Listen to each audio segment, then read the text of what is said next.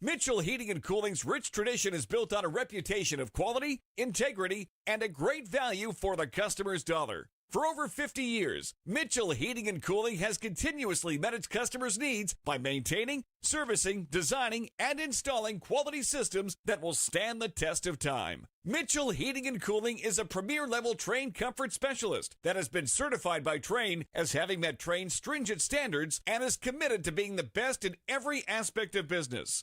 Reach out to us today at mitchellhvac.com for all your heating and cooling needs. Enjoy your day here in the forest and roll Fungo! Audio Jungle.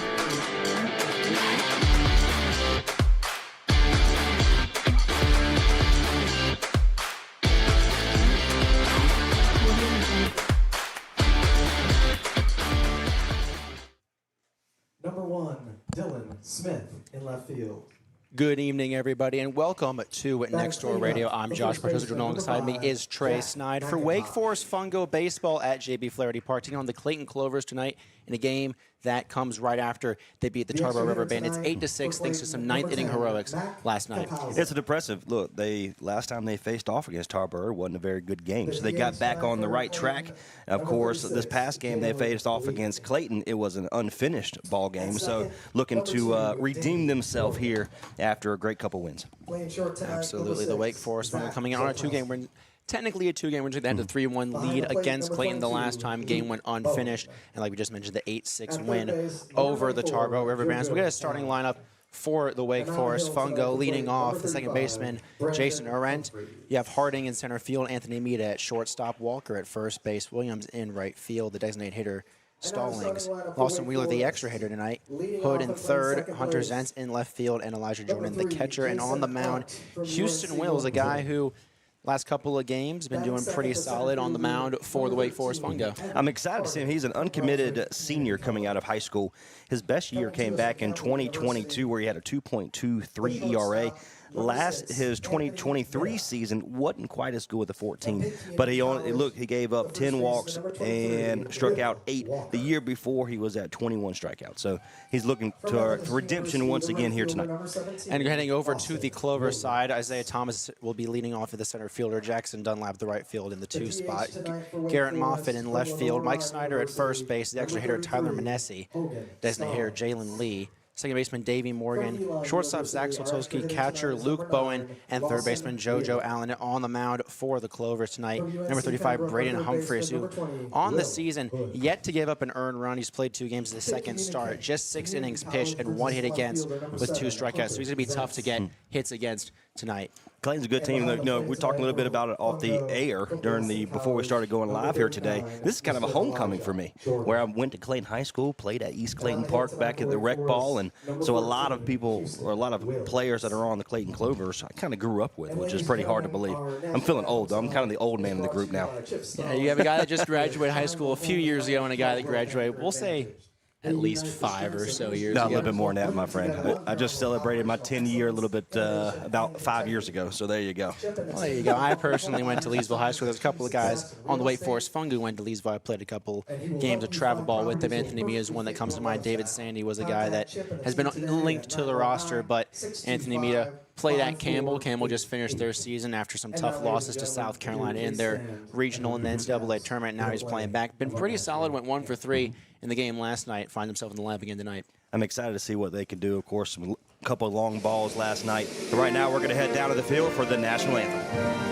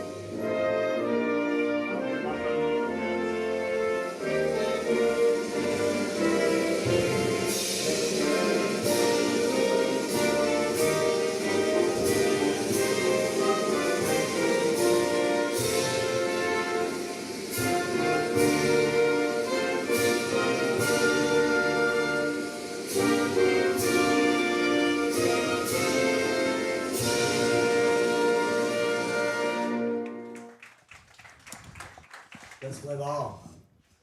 Just a few moments away from the opening pitch. Try a couple of quick hitters you got before this game starts. Obviously, these two teams didn't get to complete their last game. What are your thoughts coming into this one? I'm excited to kind of see where things are left off. Of course, a 3-1 game, and the first time they played her off. So this is only the second time they play them all season. So I'm looking forward to kind of seeing. Of course, it's great to beat the home team here tonight. Of course, a beautiful night. They got a blue sky. So literally, I can count 1, 2, 3, 4 clouds in the sky. And so I'm excited to see what Wills can do tonight. Of course, this is a great moment for him to be able to kind of showcase. He's uncommitted. I'm looking forward to kind of see. He's got a great ball, great breaking ball, great fastball. So I'm excited to see what he can do tonight. Yeah, like you already mentioned, had around a 4.4 ERA his first 3 seasons in high school, but then senior season kind of jumped out, trying to get back on track. And a great way to do that is to have a good outing against a very talented Clayton Clovers team, like we've already previously mentioned. Excited to see it right now. We're going to take a quick 10-second break. We'll come back. We'll have live action right here on Next Door Radio and the Wake Forest Fungo. Ready to get back in the game? Great news. The movement experts at Breakthrough Physical Therapy can help athletes and their families find pain relief with lasting results to keep you off the sidelines. With over 20 convenient locations across North Carolina and South Carolina, contact Breakthrough today at breakthrough-pt.com to see a physical therapist. Breakthrough Physical Therapy, a trusted choice for keeping athletes and their fans in the game.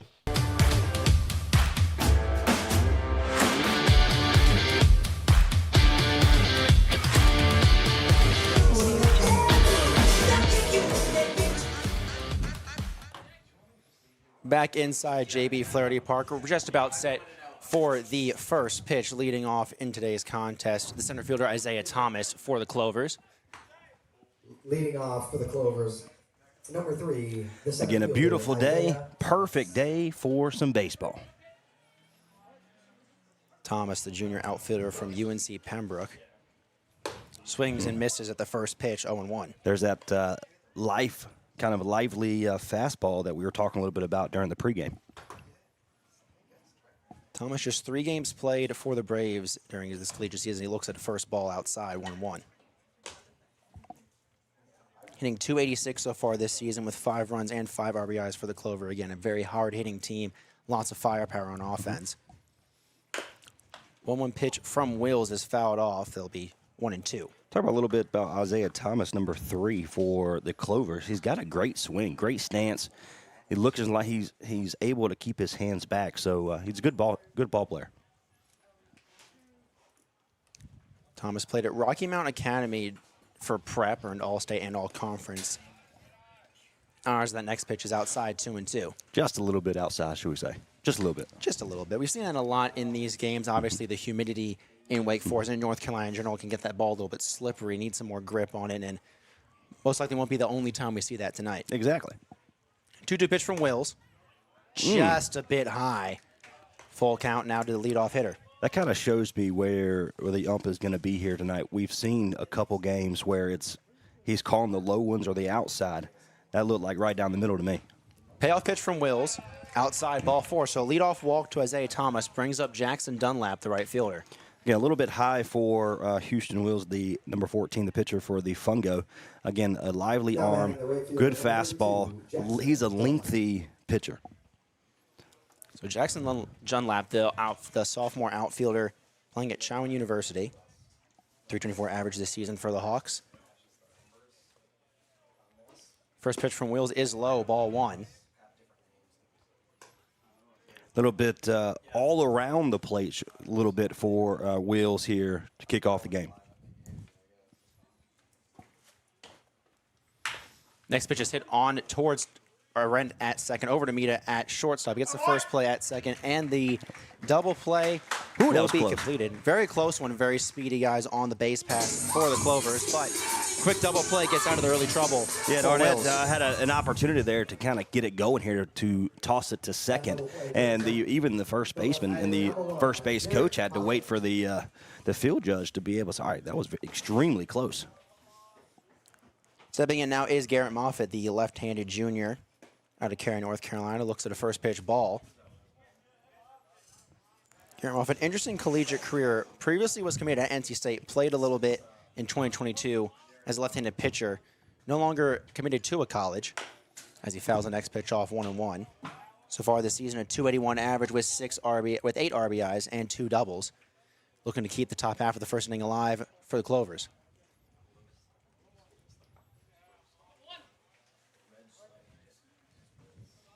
1-1 pitch from Wills. In there for strike 2, a nice breaking ball. Froze Moffitt. And what a pitch.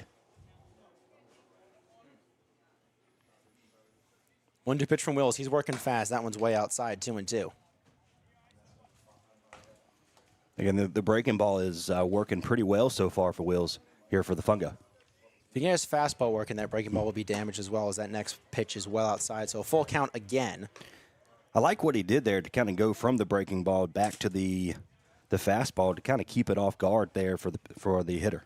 Payoff pitch, swing and a miss. Strike 3. Wills got him. So no hits, 1 walk, no runners left on base thanks to the double play that turned too early. We'll step aside right here for the bottom half of the first.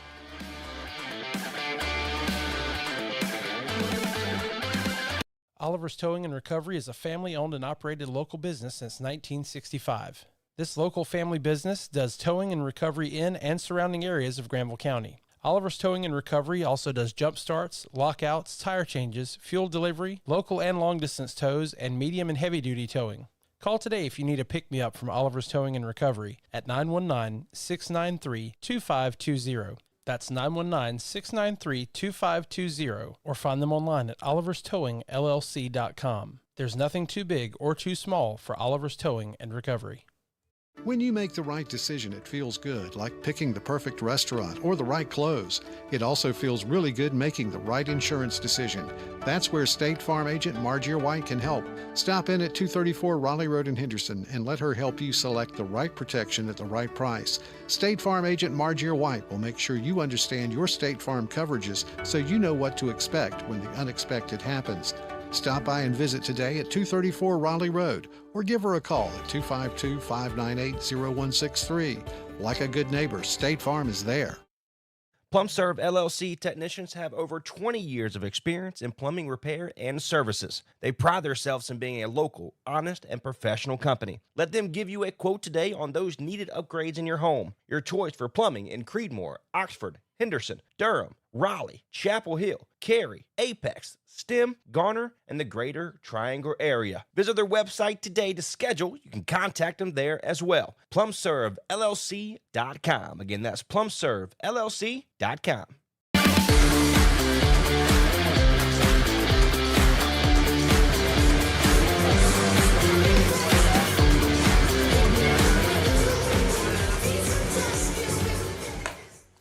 Back inside for the bottom half of the first inning between the Wake Forest Fungo and the Clayton Clovers. No hits, 1 walk, and a strikeout in the top half for the Clovers. Good start for Houston Wills on the mound against a team that has a lot of offensive firepower, like we've mentioned. The man that started the double play at the top of the half of the first inning, Arnett, is up to bat.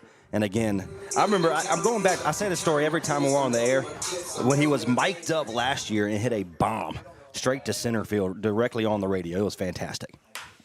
Here's Rent swings at that first pitch and hits it just foul. So already looking to hit a bomb, like you mentioned. Again, it played at UNCW. Here this past, had an opportunity to really get to supers before they got knocked out in the first round. Next pitch is fouled again early on that one as well. So Brandon Humphreys, his off speed is working technically. He's getting some long strikes early on as Arendt in a 0-2 count early. At a Fuquay Arena in Methodist University. Third foul ball in a row, so Arendt stays alive, 0-2. Again, swinging early, swinging often, and not really letting things get by or being, he doesn't look fooled, especially on the breaking ball here. Next pitch from Humphreys is inside and high, ball 1. 1-2. We already talked about Humphreys and his ability so far for the Clovers. Only at a 6.55 ERA for Methodist University this past season. Still not giving up an earned run so far. As he blows the fastball right by Arendt, that's the first strikeout for Humphreys. He sets him down in just 4 pitches. Now batting the center I get a fielder, good number swing, 13, but good Evan action Fungo. there for Humphreys for the Clovers. Let me tell you what you should do, son. Up now, Evan Harding playing center field today. On the season, a .450 average with 8 runs and 16 RBIs, one of the better hitters for the Fungo. As looks at a first pitch just outside for Humphreys, leading off with that breaking ball a lot, as we just saw the last batter blowing the fastball right by him. Talking a little bit about one of the best hitters for the Fungo, Evan Harding's got a great swing, but he's so relaxed there at the plate. You can see he didn't even whiff, didn't even try to go for that high ball there. 2 straight balls, so a 2-0 count to Evan Harding, the 2-hole hitter for the Fungo. Went 3 for 5 with 2 RBI yesterday against the River Bandits. Looks at a strike, 2-1. Not only is Harding a demon at the plate, also a demon on the base pass. 8 stolen bases, leading the team as he fouls that one off. 2-2 the count. They're seeing the ball pretty well to this point so far. They've already fouled off, we'll say, 10 or so foul already to this ball game. We're only at the bottom of the first, and so they're patient. But once that thing starts to kind of connect, it's going to be trouble. 2-2 pitch from Humphreys, gets in the swing. Ball's in the dirt. Going to have to be a play at first. Easy play for the catcher. Bowen over to Snyder. So 2 strikeouts on 2 batters for Humphreys. And talk a little bit about the Mita. might have had a phone in their back pocket there.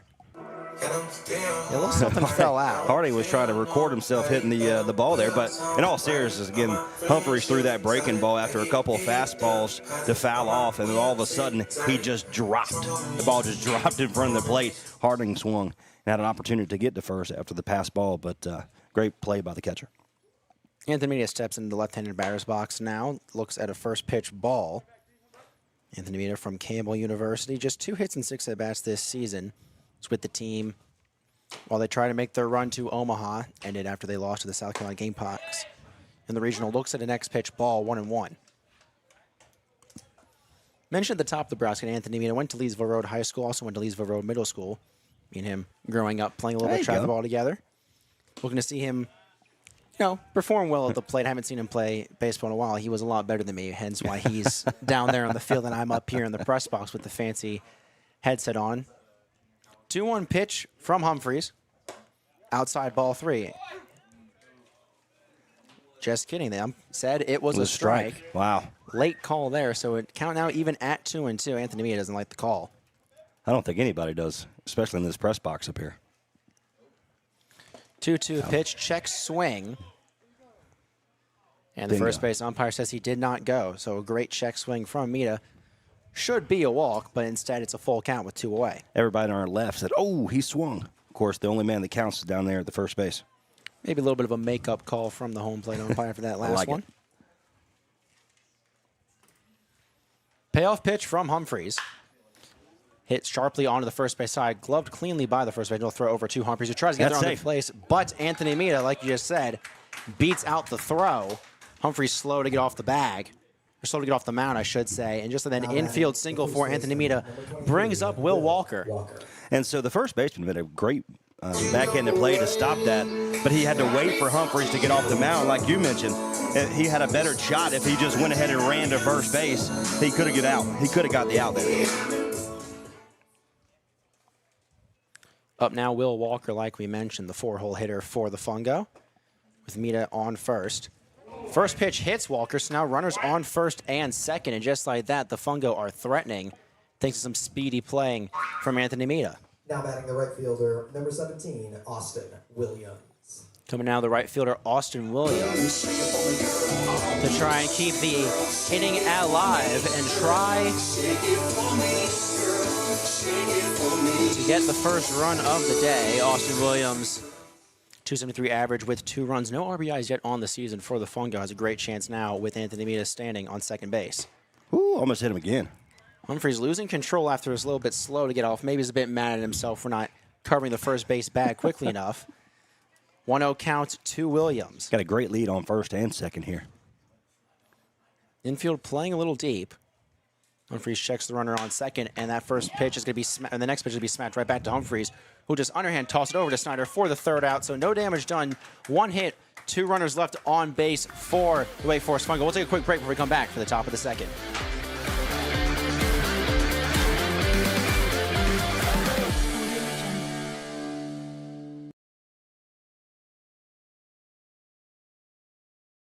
Now's the best time of year to get more for your money on new Mahindras. Enjoy 0% interest or save thousands of dollars on rugged Mahindra tractors. That's more for less on many of Mahindra's best-selling models, with tractors that deliver more lift capacity, fuel efficiency, and built-in weight. Save more on Mahindra today. Visit Vanco Outdoor Equipment, your local Mahindra tractor dealer. 0% APR. Financing available for limited time only. See us or go to MahindraUSA.com for more information.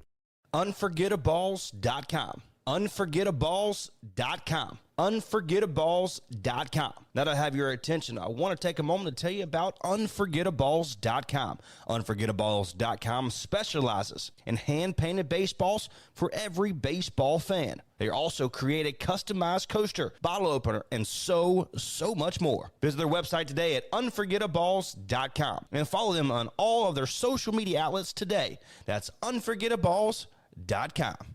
Ready to get back in the game? Great news. The movement experts at Breakthrough Physical Therapy can help athletes and their families find pain relief with lasting results to keep you off the sidelines. With over 20 convenient locations across North Carolina and South Carolina, contact Breakthrough today at breakthrough-pt.com to see a physical therapist. Breakthrough Physical Therapy, a trusted choice for keeping athletes and their fans in the game. Back here for the top half of the second inning. First pitch to Mike Snyder, the first baseman, hitting 4th for the Clovers, is low for a ball. Josh Bartosik and Trey Snyder on the call for Next Door Radio. Will's working fast. Next pitch high and inside. 2-0 count to Snyder. Snyder from Fort Wayne, Indiana, went to Indiana Tech. So far this season for the Clovers, .429 average with 6 RBIs and 2 doubles. Another one of those hard-hitting players. As a 3-0 count, already to Snyder. So Will struggling with his control after a quick first inning. Yeah, a little lengthy to kind of kick off, and of course the first walk of the game for Wills. 4-pitch walk. Wills was working pretty fast in that regard and just could not find the control. Now up to bat Tyler Manecki, the extra hitter today for the Clovers.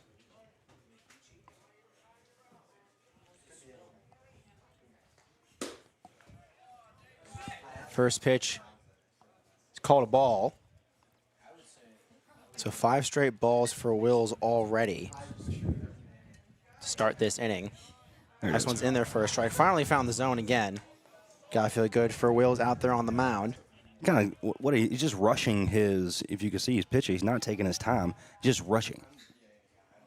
Doing it once again, trying to quick pitch, trying to catch the batters off guard. Not working so far. 2-1 count now to 5-hole hitter Manecki. And that's 6 balls out of 7. So we have to just settle down. If you're Wills for the Fungo, just settle down. Next pitch is drilled out to right field, but coming under it will be Austin Williams, who will make the catch for the first out. So Wills struggling with control. It still gets a first out and will lead to Jalen Lee, the designated hitter, coming up for the Clovers. Again, a good job, good pitch there to be able to pop him up, and his right fielder helped him out there. But it's a matter of just taking your time, controlling yourself. You got the players around you to kind of make sure that you're taken care of. Jalen Lee, the grad student from James Madison, swings at the first pitch, foul, 0-1 the count. Had a .277 average with 18 runs and 24 RBIs. He can hit the ball very well. Had a bunch of doubles and a triple this season. First at bat, however, this season for the Clovers right here.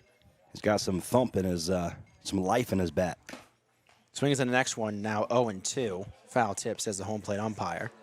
So Wills, after recording that first out, working a lot better, finding his control, getting these batters to miss. The dangerous hitter like Lee at the plate.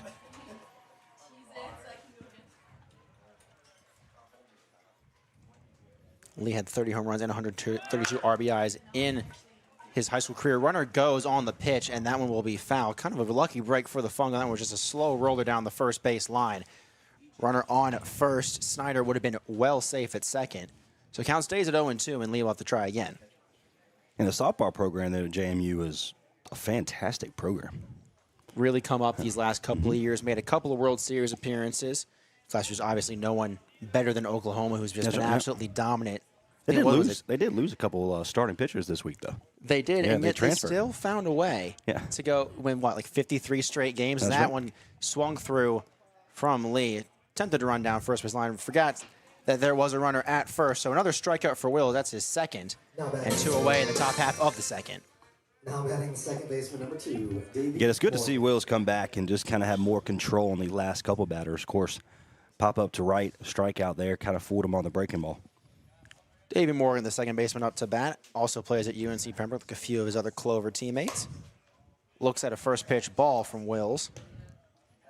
323 average with 11 runs and 6 RBIs Watch action, be ready to run. for the Clovers. And a triple on the season. Runner goes. Throw is low, not in time, and it goes all the way out into center field, but Snyder will stay at second. So stolen base for Snyder, his runner in scoring position with 2 away. Had a shot. That was a great throw by the catcher of the Fungo. Great throw, just a little bit low for the shortstop to grab it. Goes in the outfield. Lucky for the Fungo, the runner wasn't looking or paying attention.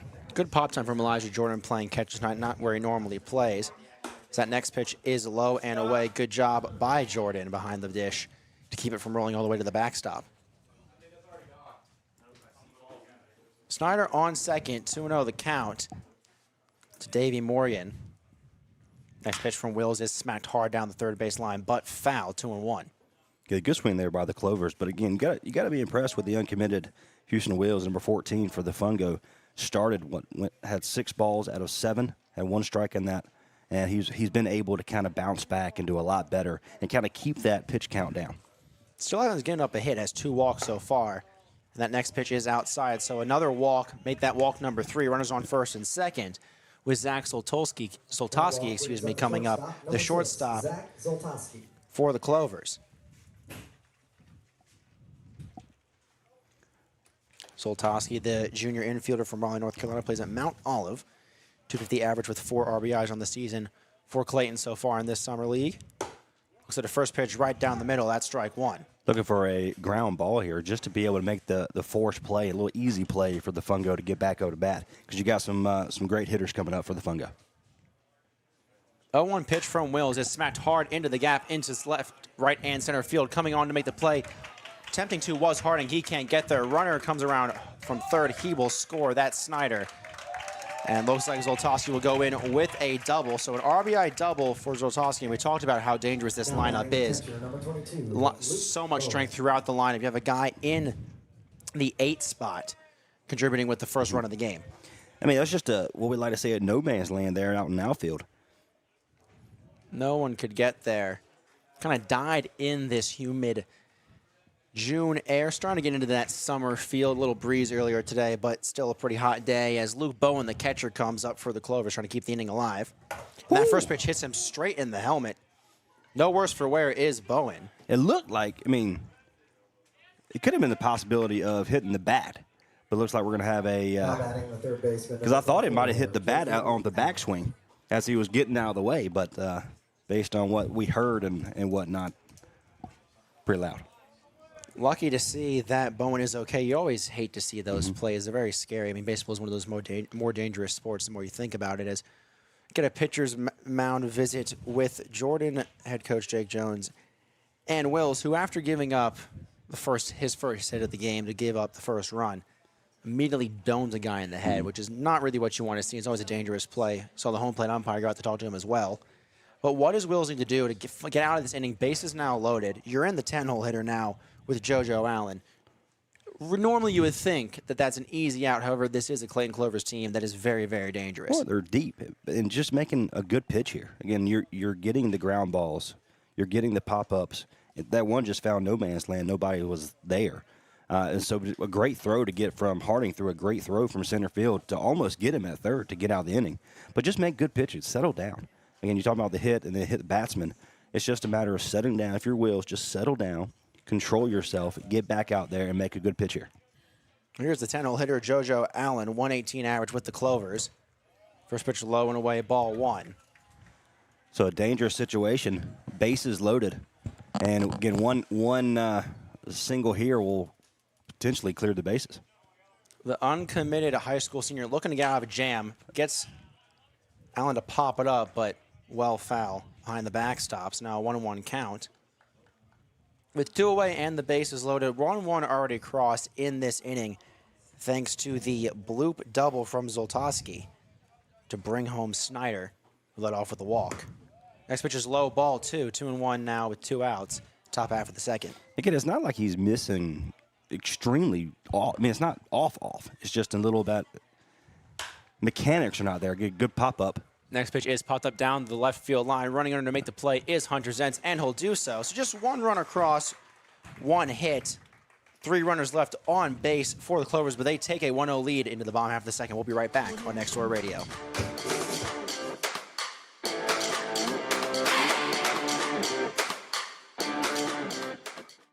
Now's the best time of year to get more for your money on new Mahindras. Enjoy 0% interest or save thousands of dollars on rugged Mahindra tractors. That's more for less on many of Mahindra's best-selling models, with tractors that deliver more lift capacity, fuel efficiency, and built-in weight. Save more on Mahindra today. Visit Vanco Outdoor Equipment, your local Mahindra tractor dealer. 0% APR. Financing available for limited time only. See us or go to MahindraUSA.com for more information. When you make the right decision, it feels good, like picking the perfect restaurant or the right clothes. It also feels really good making the right insurance decision. That's where State Farm agent Margie White can help. Stop in at 234 Raleigh Road in Henderson and let her help you select the right protection at the right price. State Farm agent Margie White will make sure you understand your State Farm coverages so you know what to expect when the unexpected happens. Stop by and visit today at 234 Raleigh Road or give her a call at 252-598-0163. Like a good neighbor, State Farm is there. PlumServe LLC technicians have over 20 years of experience in plumbing repair and services. They pride themselves in being a local, honest, and professional company. Let them give you a quote today on those needed upgrades in your home. Your choice for plumbing in Creedmoor, Oxford, Henderson, Durham, Raleigh, Chapel Hill, Cary, Apex, Stem, Garner, and the greater Triangle area. Visit their website today to schedule. You can contact them there as well. PlumServeLLC.com. Again, that's PlumServeLLC.com. Audio Jungle.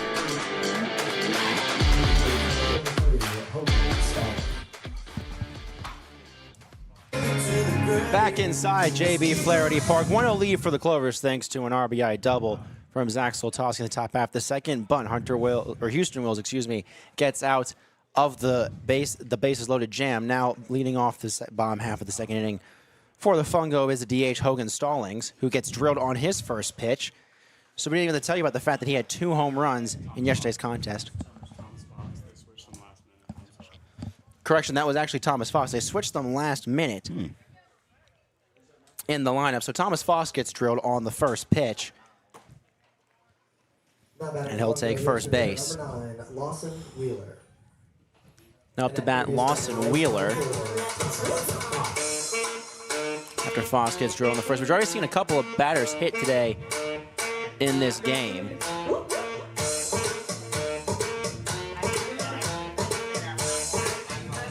So Lawson Wheeler up to the plate. Extra hitter tonight, the freshman playing at Elon. First pitch low, ball 1.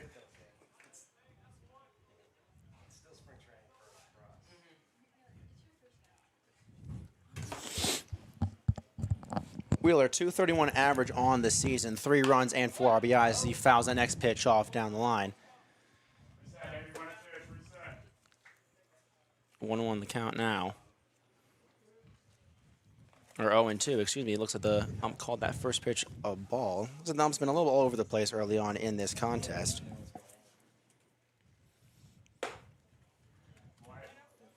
Next pitch from Humphreys is inside, ball 1. Again, good base hit here with some good speed on there at first base, so an opportunity to kind of get a run in, get that run back. 1-2 pitch to Wheeler is outside, ball 2. So both pitchers kind of struggling with their control a little bit. A couple of walks, a couple of hit by pitches. Still not as much damage as you would expect. Obviously, the base is loaded in the last inning, and Humphreys having a little bit of trouble. Runners on first and second, bottom half of the first. 2-2, runner goes. That pitch is lined into right field for a single. So runners will advance. Nice two-strike hitting from Lawson Wheeler. Now runners on first and second as Will Hood comes up to the plate. It's a little hit-and-run action there, and that was playing the entire way as the second baseman drove towards second, and it just had to find an open lane. Wasn't deep enough to advance to run to the third, but good piece of running and hitting there for the Fungo. Now brings up Will Hood, like we said, the redshirt sophomore out of Raleigh, North Carolina, plays at UNC Pembroke, along with a couple of the Clayton Clovers. 200 average on the season for the Fungo, 2 RBIs with a double. And he smacks that first pitch into right field. Trying to make the play is the right fielder. Dunlap, he can't make it. I'll get behind him. That might clear the bases. Here comes the first runner. Second runner hustling around third. Might be an inside the park home run. Get there. And it looks like he's going to just hold up at third. Well, Hood could have potentially made it after the right fielder could kind of hesitate on his play. That was Dunlap out there in right field. Could not make it. And just like that, Fungo take the lead in the bottom half of the second inning. Ball wasn't hit crazy hard, but the right fielder came in, dove for the baseball, got past him, got all the way back to the wall.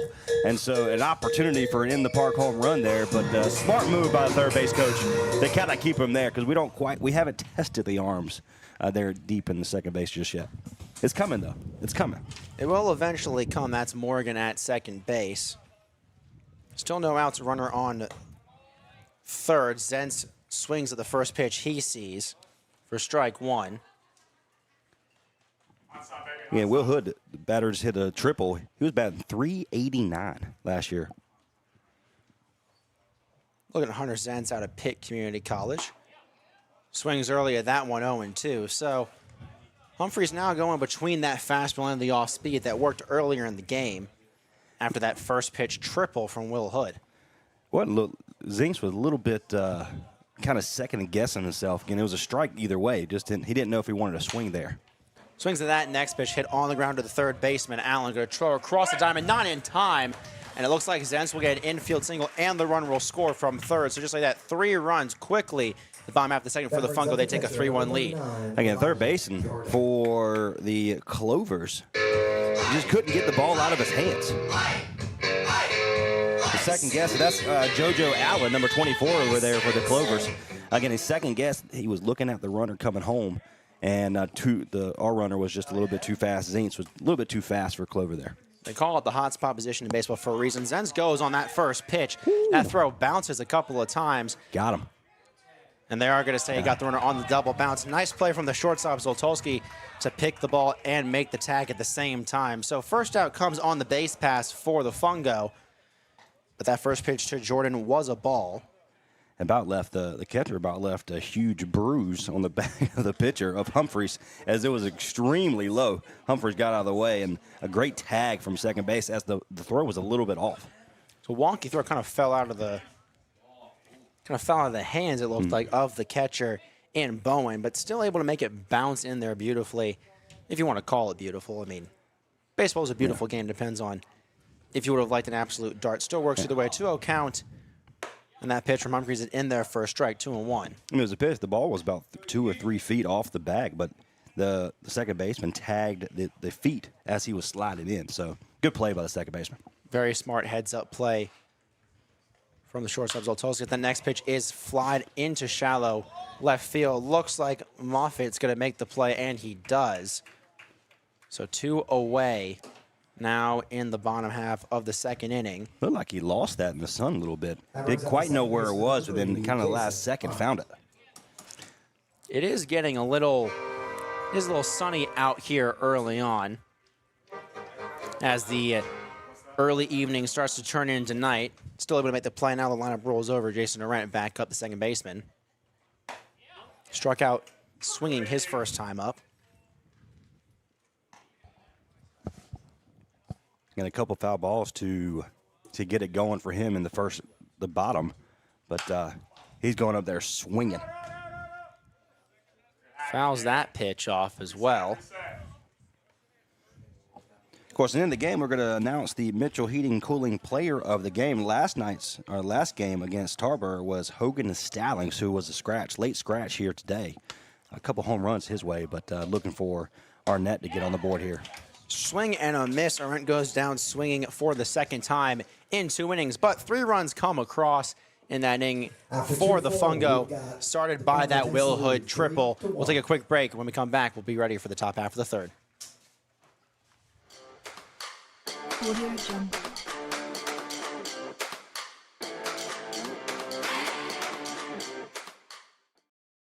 The best time of year to get more for your money on new Mahindras. Enjoy 0% interest or save thousands of dollars on rugged Mahindra tractors. That's more for less on many of Mahindra's best-selling models, with tractors that deliver more lift capacity, fuel efficiency, and built-in weight. Save more on Mahindra today. Visit Vanco Outdoor Equipment, your local Mahindra tractor dealer. 0% APR. Financing available for limited time only. See us or go to MahindraUSA.com for more information.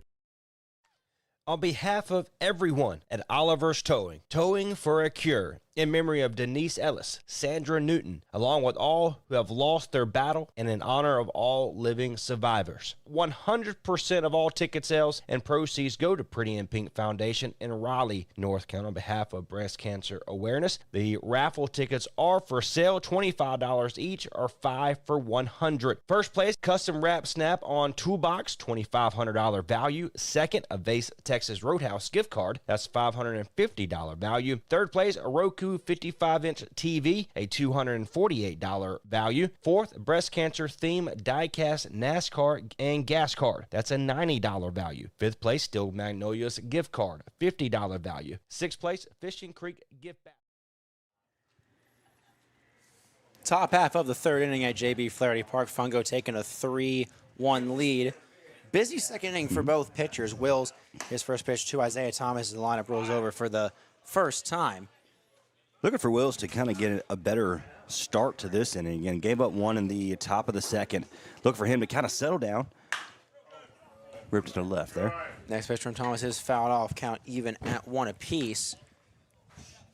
Looks like he's got a lot more life on that that fastball for Wills going into his second time seeing the order. We mentioned second time seeing the order. Thomas Walt his first time. Takes a third pitch ball. 2-1 the count now to the junior out of Troy, North Carolina. Good old Troy. Good old Troy. Next pitch is just outside, 4-3, 3-1 the count. A lot of guys from some tiny name towns, some fun names out there. Troy, of course, the Trojan War, everyone remembers the big old horse outside of the gates. And that pitch bounces in for ball 4. So 2 straight walks for Thomas to start the inning. He's got the best eye so far in tonight's contest. And under the leadoff man on base for Clayton, who now have a leadoff batter on base in all 3 innings. As Jackson Dunlap comes up, the right fielder, into a double play his first time up. If you're here at the ballpark, you return one of the balls for a foul ball. What is that? It's blow pop. That's right. Those patented blow pops that That's right. were only said so many times on PA the first couple of games. I think there were like 50 or something foul balls that first game. Some 5 in a row. As the pickoff move to first unsuccessful. What a good little turn to get off that pickoff. That was impressive. Didn't throw it over there hard, just kind of tossed it. But if he threw it hard over there, that runner had a shot to be out there. Does it again, trying to catch Thomas off guard. Somebody's been trying to catch these batters off guard, kind of quick pitching to them, kind of doing some quick pickoff moves as well. Thomas a big lead. He'll stay there. His next pitch is high for ball 2. Again, the ump has been a little bit, we don't quite know where the strike zone is just yet. Thomas goes, and he'll get there easily as the ball gets picked out of the ground by Elijah Jordan. So now a runner on second base with no outs. And just like that, Clovers are threatening once more. So another runner in scoring position here for the Clovers. Again, Will's just got to settle down. He's missing everything up. Everything's to the right. Everything's up. And that's just a matter of release. I mean, am I right?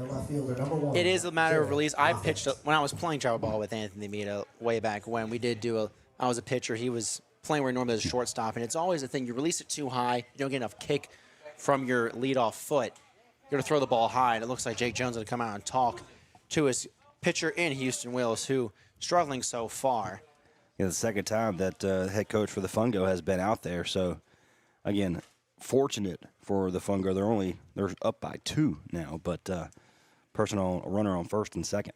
Someone is warming up in the little bullpen area for the Fungo. A little tough to see their jersey. We'll get that to you as soon as we can.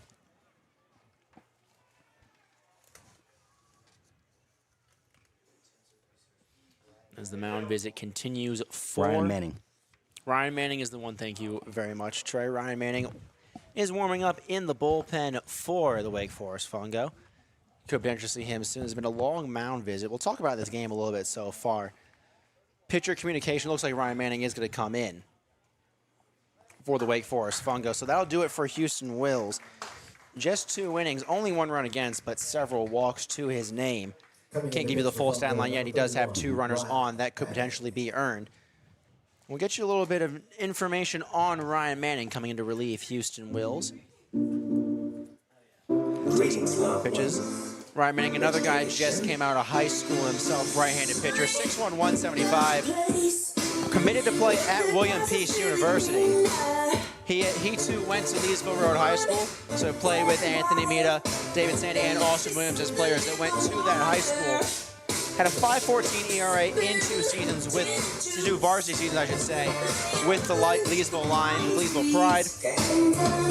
Had 16 appearances, 2 wins and 2 losses, and 41 Ks in that time. So another guy trying to show a name for himself. Already committed to William Peace, but we see a lot of these guys that play the summer ball use this time to commit to upper level to D1 schools. I'll ask you this as well, because we're looking at Ryan Manning as he starts warming up. He'll have about 5 or so more pitches. But you look at it for you played with some of these guys. How important is it for them to be able to move up and kind of play together from going off to a different college or whatnot, but coming back every summer, should you say, to play some baseball? How important is that? Well, it's incredibly important, because the big thing about baseball is obviously your defensive chemistry, right? I mean, you can have locker room chemistry, bullpen chemistry, dugout chemistry, but when you're playing with these guys and you know what they're going to throw, you know how they get better, playing with a guy like Ryan Manning, they play with him a little bit in high school. You've seen his pitches. You know what he gets batters to commit to, what they roll over, what they hit. So if you're playing in that shortstop position like Anthony Mita is, he's known to play with him. He knows what to expect. So being able to know what to expect, when you have those guys, Austin Williams out there in right field today for the Fungo, they already know communication. They have their own little ways that they can communicate with each other. They don't even really say a lot. They just give each other a signal and they know what to do. So being able to play with those guys, go to different colleges, come back, and it's kind of like you're back in high school. It's a similar high school setting, summer collegiate ball. Always great for a bunch of these players, but come back in that similar feeling. Gotta feel good. I knew that if I was one of those players, I would have a little more confidence with the guys behind me, knowing that I played with a few of these guys in high school. You look at them, and they're both young guys. Wills was able to get out and kind of control the situation a little bit, but now we got another young pitcher in Manning, so it's going to be exciting to kind of see what he does here in this outing. Moffitt comes in, the left-handed hitter. First pitch bounced in for a first pitch ball to Moffitt, who struck out swinging his first time up. You got to love what the home plate umpire just did about being a dead ball. The ball went under the feet of the batter, and he immediately called it dead. So I applaud that move. You haven't been able to applaud a lot of them, and the ball gets behind Jordan, and runner on at second. Thomas will take off for third. So now runners on the corners. Still nobody out, but a chance at a double play ball now from second to first. Could potentially be a run coming across with the speedy Thomas. 2-0 count now. First 2 pitches from Manning. Similar to what we saw from Houston Wills, just not a lot of control so far early on. Just a little bit. Again, 2 breaking balls touched the ground, touched the dirt. A lot of dirt flew up, but the catcher, Jordan, just called a timeout for the Fungo to kind of call a play. So look for the steal here, and then a quick run from third to kind of control that runner over there as well. Next pitch is low for ball 3, so no control so far for these Fungo pitchers early on. We'll have to see if that continues throughout this contest. Don't want to load the bases with nobody out with the heart of the lineup coming up for the Clovers. Their 4-hole hitter Mike Snyder coming up next. 3-0 pitch is in there for strike 1 at the knees. Good pitch from Manning to get the first strike of his outing. There you go. Kind of get you back on track. That's one of those things for a young pitcher, just be able to get that first one out of the way. Then you can kind of start relaxing and controlling it a little bit better. 3-1 pitch to Moffitt. He swings for the fences on that one and got absolutely nothing out of it. Now counts full. Great job from Manning to work back already. And now a crucial first out could be here because once if you get this first out, Snyder coming up could easily be a double play to prevent the run from scoring. Be a huge strikeout here if we can. Runner goes on the 3-2 pitch. That one smacked on the ground towards second. Making the play is Arment over to first, gets it to Walker, and now one away. But the runner will advance to second as he was going, and the run will score. So a sack, ground out for Garrett Moffitt as Mike Snyder comes up with a runner on second.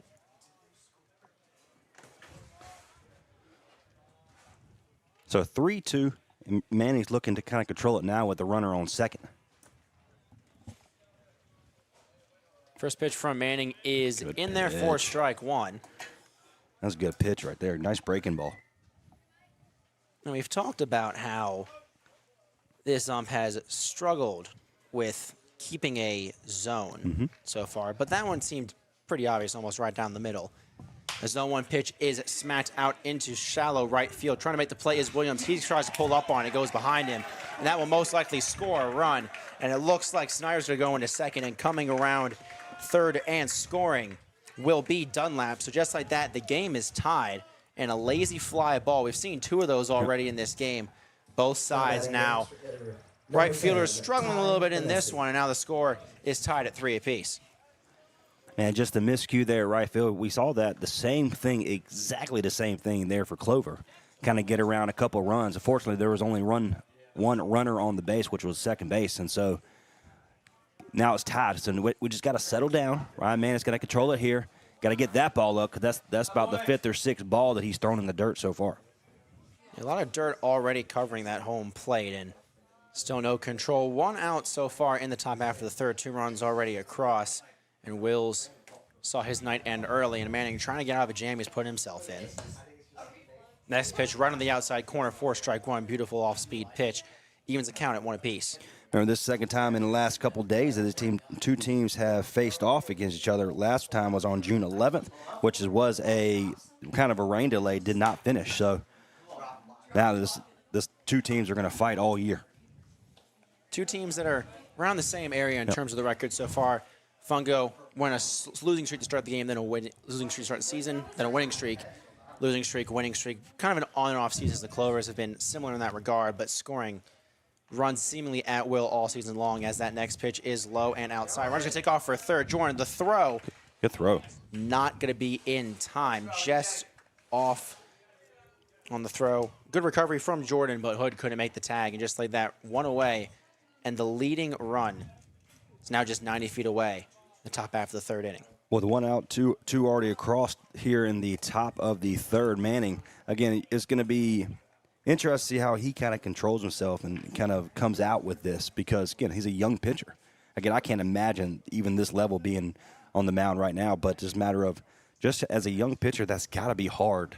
Kind of control yourself even when you're having a bad outing. And it's not really bad. It's just kind of fixing it. Put into a rough situation, one of those runs that scored, actually both of those runs that scored in this inning will go credited to Houston Wills Day, as they were the 2 runners that were on. So technically Ryan Manning not a run across yet, but a run 90 feet away. As the 2-2 pitch is outside. It's another full count for the Clovers. Infield playing in now with just 1 away. Chance for a sac bunt. Obviously it's not very likely with the 2 strikes. You can never be too careful. A ball hit hard enough on the ground could squeak through this infield. That next pitch is well outside for ball 4. So runners on the corner, 1 away. Coming up now is Jalen Lee, the designated hitter, his second time up. Struck out swinging his first time. I'm interested to see, and he hasn't really thrown a lot of fastballs. You're seeing a lot of breaking balls, and it's been extremely outside in the dirt. So I'm going to be interested to see if him and Jordan kind of start figuring that out when it comes to the fastball, because we haven't seen one. It's been all breaking balls. Been a lot of breaking balls. Most of them have been in the dirt. His first pitch to Jalen Lee inside nearly hit him, but he didn't move out of the way, and the ump says he'll stay there. So 1-0 the count. That one right there was a fastball, just not a lot of control. Jalen Lee hit the same spots as the breaking one, which is almost just the dirt. The next one is going to be lined down the right field line. It's going to be foul. Just missed. Home plate umpire, or says the first base umpire, we should say. That one was teetering on the line. There was a close one. If that one got down, that could have scored both runs and broken this game open for the Clovers, but instead it's a very long first strike in Jalen Lee's second at bat of the game. Yeah, Lee would have been still running all the way to third potentially because that ball got past the right fielder for the Fungo. So very fortunate there that it fell foul.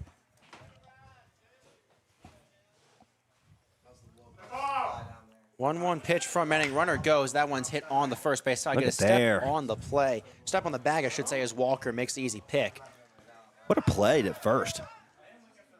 And confusion now at second base with Manecki. He thought the play was foul. He nearly stepped off the bag and got an unforced third out. But instead, 2 outs now. Runners on second and third. That could have been a part of our bonehead play of the day. We're going to have to work on that. We'll get a sponsor I for like that that one. one. We have our heating and cooling Mitchell player of the game. That would have been whatever the opposite of that is. So now the next batter coming in is Davey Morgan, the second baseman. He walked and got all the way around to third his first time up in the second inning. First pitch low and outside, ball one. That was a much better pitch there for Ryan Manning. Missed outside, but it wasn't quite to the point where the catcher Jordan had to jump out of his shoes to go get it. So a little bit better control. There it is. There That it is. pitch right on the outside corner, right on the black of that plate, says the home plate umpire. 1-1 the count now. 2 away, 2 runners in scoring position. A hard hit ball into the outfield could score 2. Much better command for Ryan Manning now. Again, young pitcher, just getting settled down. Look, we've seen a lot of that there on the outside, but I liked where he placed that. The fact that he had 2 on the outside corner, see if he was going to be able to reach. So I like where that was. When you're righty v righty, throwing that outside breaking ball, the outside slider is always a pitch that can make a batter look absolutely silly if they go for it. So far, Davey Morgan not biting as that one's low for ball 3. So 3-1 count, 2 away, runners on second and third, 2 across already in the top half of this third inning. And what looks like is going to be an absolute slugfest. We've already got 6 runs across through 2 2/3 innings played. Man, it's got to make a good pitch right here. Runner on second and third. Good lead there at second as well. Got him. Got him. That pitch right down the middle. It's a 3-1 is the there you hitter's go. count. Shocking to see Morgan not trying to take a whack at that one. Got a little excited there. Yeah, my bad. Got a little excited. Payoff pitch with 2 outs up next from Manning. He winds and deals. Swing and a miss. There He he got goes. him. Leaves the runner stranding. Gets out of the jam. 2 runs come across. A pair of hits as well. 3 walks in that inning. But the Clovers also strand 2. The 2 go-ahead runs were stranded. And we'll come back from them after the third where the Fungo try to take the lead. Audio Jungle.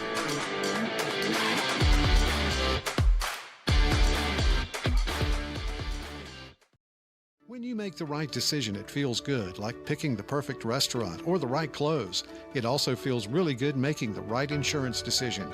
That's where State Farm agent Margie White can help. Stop in at 234 Raleigh Road in Henderson and let her help you select the right protection at the right price. State Farm agent Margie White will make sure you understand your State Farm coverages so you know what to expect when the unexpected happens. Stop by and visit today at 234 Raleigh Road or give her a call at 252-598-0163. Like a good neighbor, State Farm is there. Unforgettaballs.com. Unforgettaballs.com. Unforgettaballs.com. Now to have your attention, I want to take a moment to tell you about Unforgettaballs.com. Unforgettaballs.com specializes in hand-painted baseballs for every baseball fan. They also create a customized coaster, bottle opener, and so much more. Visit their website today at unforgettaballs.com and follow them on all of their social media outlets today. That's unforgettaballs.com.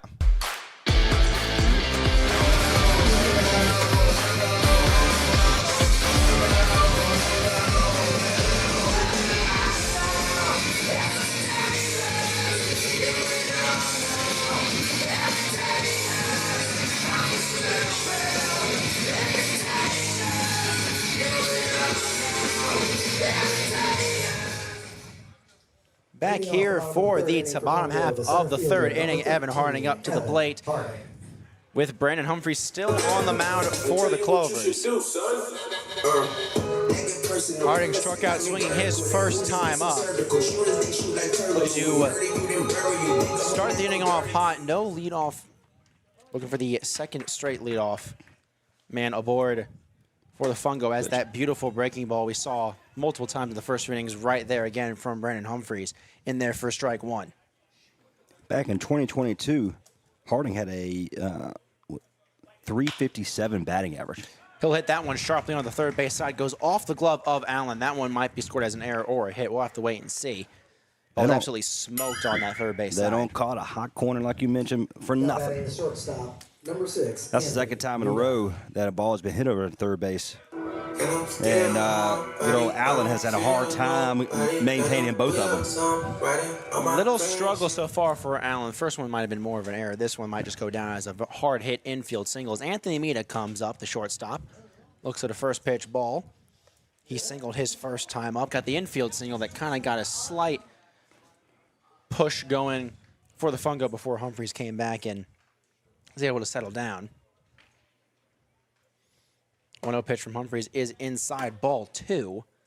So Mita doing the same thing he did in this first at-bat, being very patient, looking for his pitch.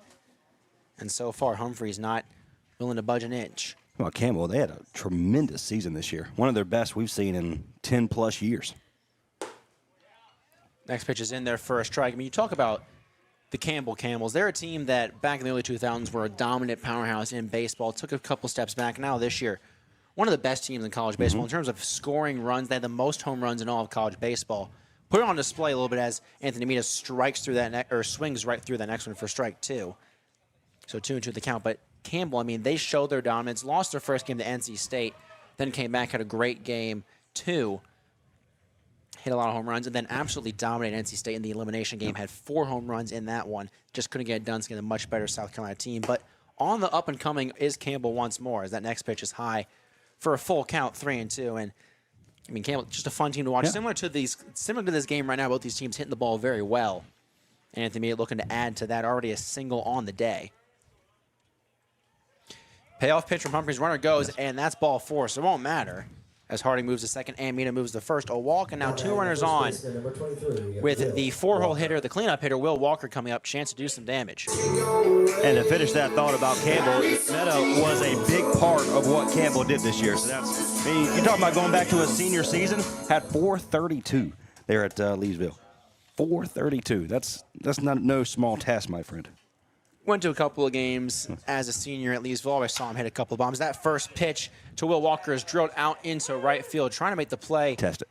Is Dunlap, and he will. And now some confusion on the base pass. Looked like Harding was going to go. He stopped. Then Mita got halfway to second, runs back. So just a first pitch fly out to Will Walker. Almost got all of that one. It was a hanging slider. Couldn't do enough with it.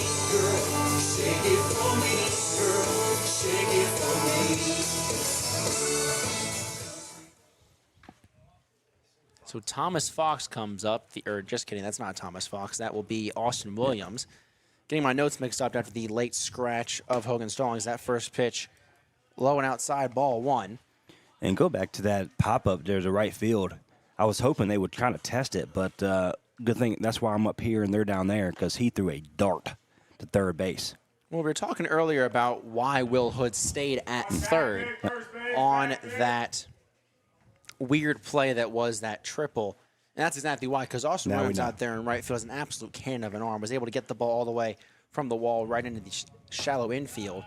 His next pitch inside 2-0. I'm pretty loudly stating that it was inside. We can hear it through the headset. So being a little more vocal now as the game progresses. 1 out, runners on first and second. Tie game, bottom half of the third inning, excuse me. Next pitch is going to be chopped, and it goes off the glove of Allen. That one should be scored as an error, but it looks like he's going to dive back and make a great play to prevent Harding from going to third. So Allen's struggling early on in this contest. It's 3 balls now that he could have had.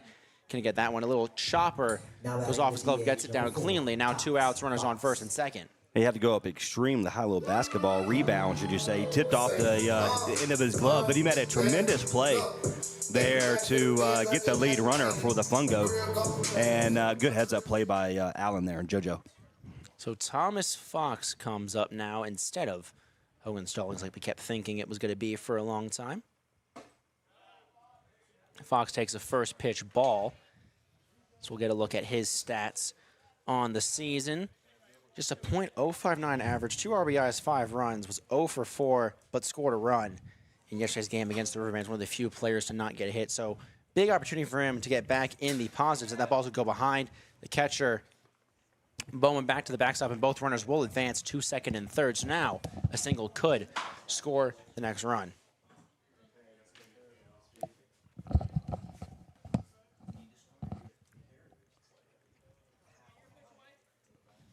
Two no count to Fox. Now runners on second and third. Humphreys looking to get out of a jam. 2-0 pitch is fouled down the left field line, excuse me. 2-1. We got 2 outs here. Second and third, there's been a good lead there at second, looking like they're trying to juke here the catcher, kind of make him throw it. He's been, if there was a runner or a player there at second or whatnot, he could potentially be picked off a couple of times because Humphreys has got a tremendous pickoff move. Yeah, we haven't seen a lot of it yet so far from Humphreys, but with 2 outs, you always don't want the first out, you don't want the last out on the base pass, especially with 2 runners in scoring position. Or they're playing deep, so nobody's been there. Right, he has enough to take that big lead as a 3-1 pitch, excuse me, was low. So now bases are juiced. Good job from Thomas Fox to keep the inning alive as Lawson Wheeler comes up to the plate. Wheeler hit a single, his first time up, came around to score later in that inning on that triple from Will Hood.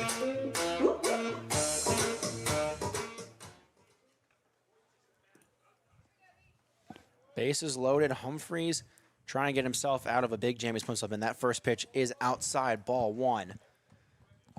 Last thing you want to do if you're the Clovers is walk in a run.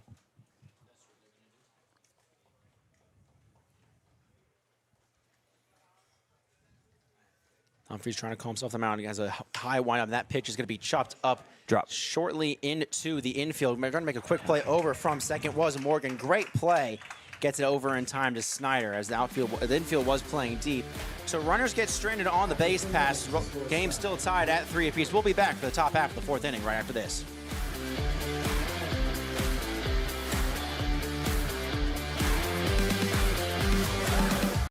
Ready to get back in the game? Great news. The movement experts at Breakthrough Physical Therapy can help athletes and their families find pain relief with lasting results to keep you off the sidelines. With over 20 convenient locations across North Carolina and South Carolina, contact Breakthrough today at breakthrough-pt.com to see a physical therapist. Breakthrough Physical Therapy, a trusted choice for keeping athletes and their fans in the game.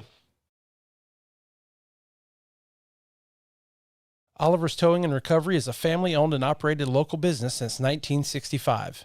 This local family business does towing and recovery in and surrounding areas of Granville County. Oliver's Towing and Recovery also does jump starts, lockouts, tire changes, fuel delivery, local and long-distance tows, and medium and heavy-duty towing.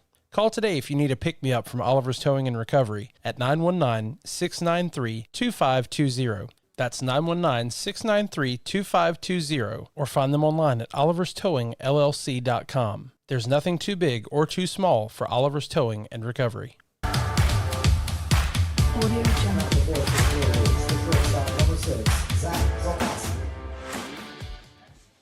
Back here for the top half of the 4th inning. Tie game at 3.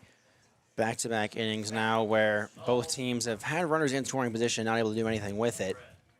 As Zach Soltoski comes up, hit the RBI double to get the scoring started in the top half of the 2nd. First pitch is high and outside for ball 1. That pitch from Ryan Manning still out there on the mound. I want to remind you, tomorrow, same time, 6:30, right here at Flaherty Park, we're going to have the Carolina Disco Turkeys. What a name.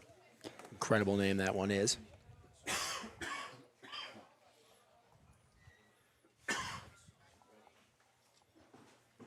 Manning gets set for the next pitch. That one in there for a strike.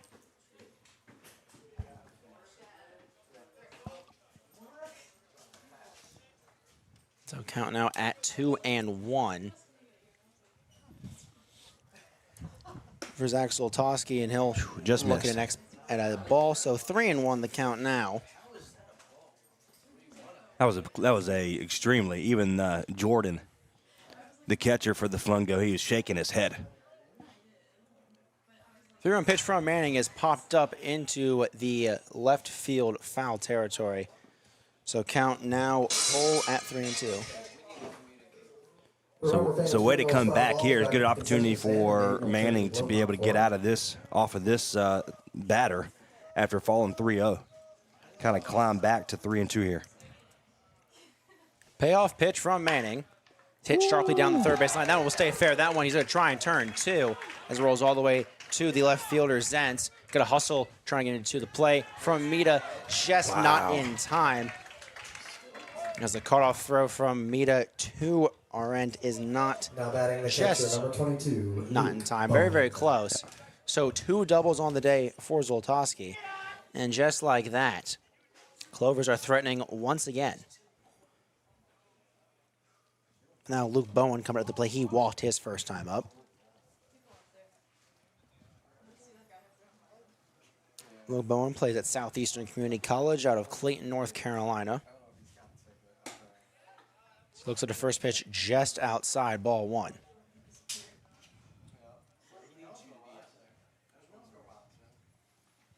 Luke Bowen, 12 at-bats so far for the Clovers this season. No hits, a couple of walks to his name. But yet to put the ball in play as he screams a foul ball down the left field line, 1-1. What about that last at-bat? You talking about hard hit ball. That was a perfectly placed and a good relay to potentially get him there at second. Just like you mentioned, a little bit too late, but a great play nonetheless. Well, Zoltowski was kind of jogging down the first base line. I didn't know if he could turn two, and a swing and a miss at the 1-1 pitch from Luke Bowen makes it 1-2. But it looked like Zoltowski didn't really know if he could try and turn two, and almost got himself out on the base pass. Just not a great heads-up play, but lucky for him, he's in there safely at second.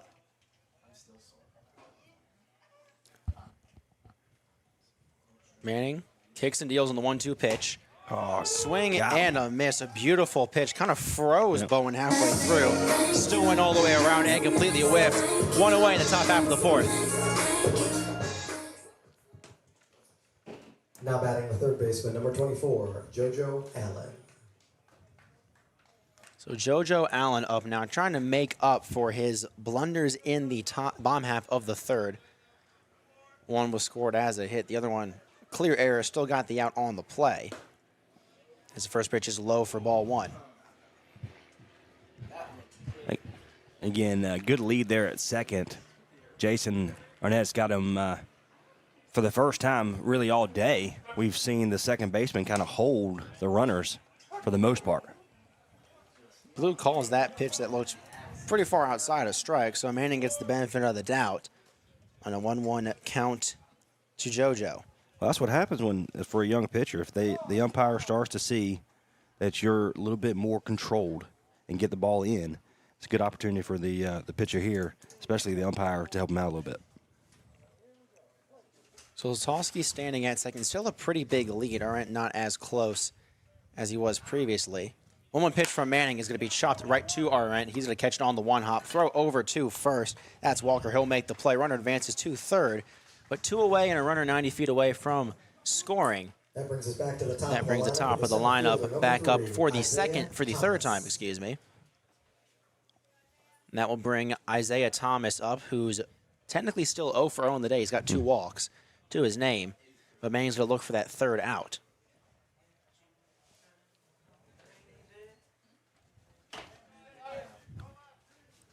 Zoltowski 90 feet away from taking the lead, and Tom's going to swing half-heartedly at the first pitch. Trying to make the play and can't make it is Zentz. That will score a run. He fumbles the ball out in left field. That's going to allow Thomas to walk into second. So an RBI double for Thomas. And just like that, the Clovers retake the lead. It's 4-3. All righty. Yeah, just a good, you poked it out to the left field just far enough for our left fielder not to be able to get it there for the Fungo. And then had the ball in his hand and just dropped. Up now is Jackson Dunlap. 0 for 1 in the day, hit into a double play in the first inning, and then Walt came around to score in that third inning.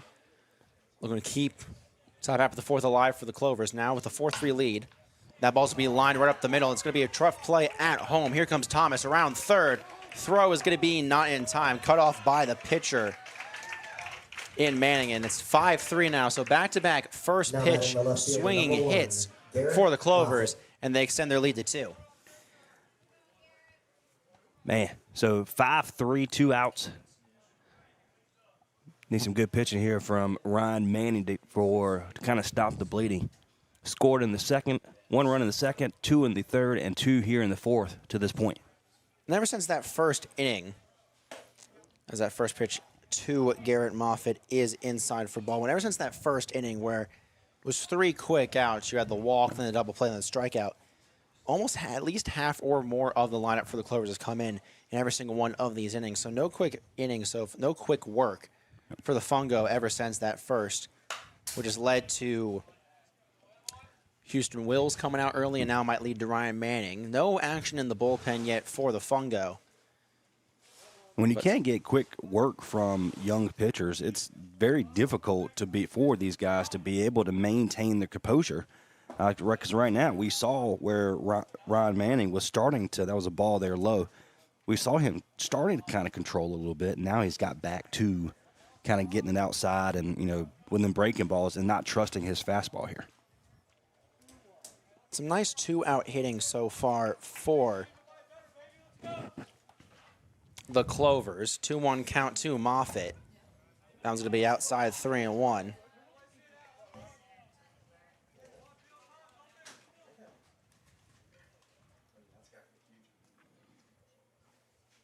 Manning looking to get out of this inning with just the 2 runs across. 3-1 count. He winds and fires, and that one's going to hit him. Wouldn't have mattered anyways. It's ball 4. And Moffitt just absolutely throws his bat back into the dugout.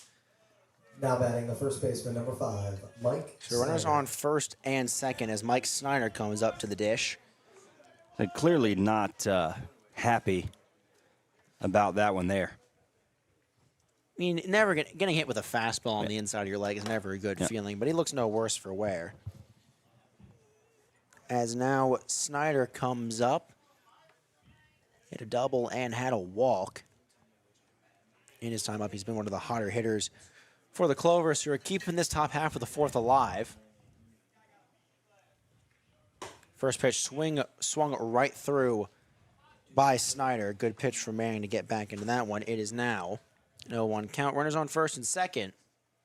2 already across in this top half of the fourth, thanks to back-to-back first pitch hits that brought home Zoltowski and Thomas, as that next pitch is going to be hit slowly back to the pitcher and Manning. He's going to try and throw way high, and that one will probably score a run. He's coming in to make the play. Now will be Williams. So error will go to Manning, who throwing cross-body, not an easy play, and he just absolutely airmailed that one. Now it's 6-3, and that will certainly go down as an error.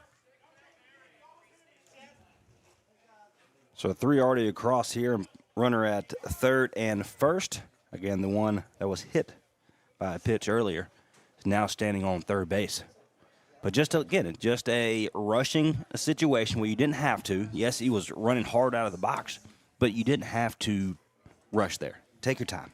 And if you don't get the play, as long as you make it play, it's just runners on first and second, as the runner will go on the first pitch. Coming in to make the play hard is Hood, and he'll get it over to Walker in time. A little bit of a wonky play, like it might have gone off the inside of Manecki's arm.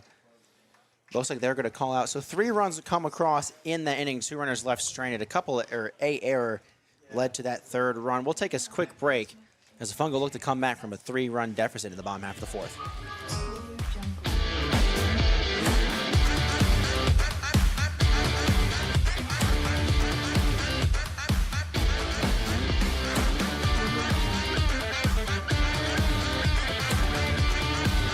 Now's the best time of year to get more for your money on new Mahindras. Enjoy 0% interest or save thousands of dollars on rugged Mahindra tractors. That's more for less on many of Mahindra's best-selling models, with tractors that deliver more lift capacity, fuel efficiency, and built-in weight. Save more on Mahindra today. Visit Vanco Outdoor Equipment, your local Mahindra tractor dealer. 0% APR. Financing available for limited time only. See us or go to MahindraUSA.com for more information.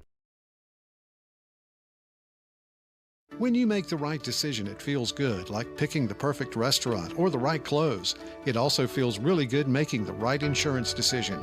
That's where State Farm agent Margie White can help. Stop in at 234 Raleigh Road in Henderson and let her help you select the right protection at the right price. State Farm agent Margie White will make sure you understand your State Farm coverages so you know what to expect when the unexpected happens. Stop by and visit today at 234 Raleigh Road or give her a call at 252-598-0163. Like a good neighbor, State Farm is there.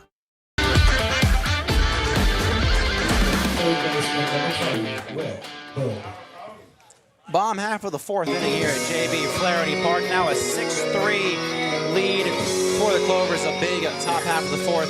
What do the Fungo need to do, Trey, to come back into this contest?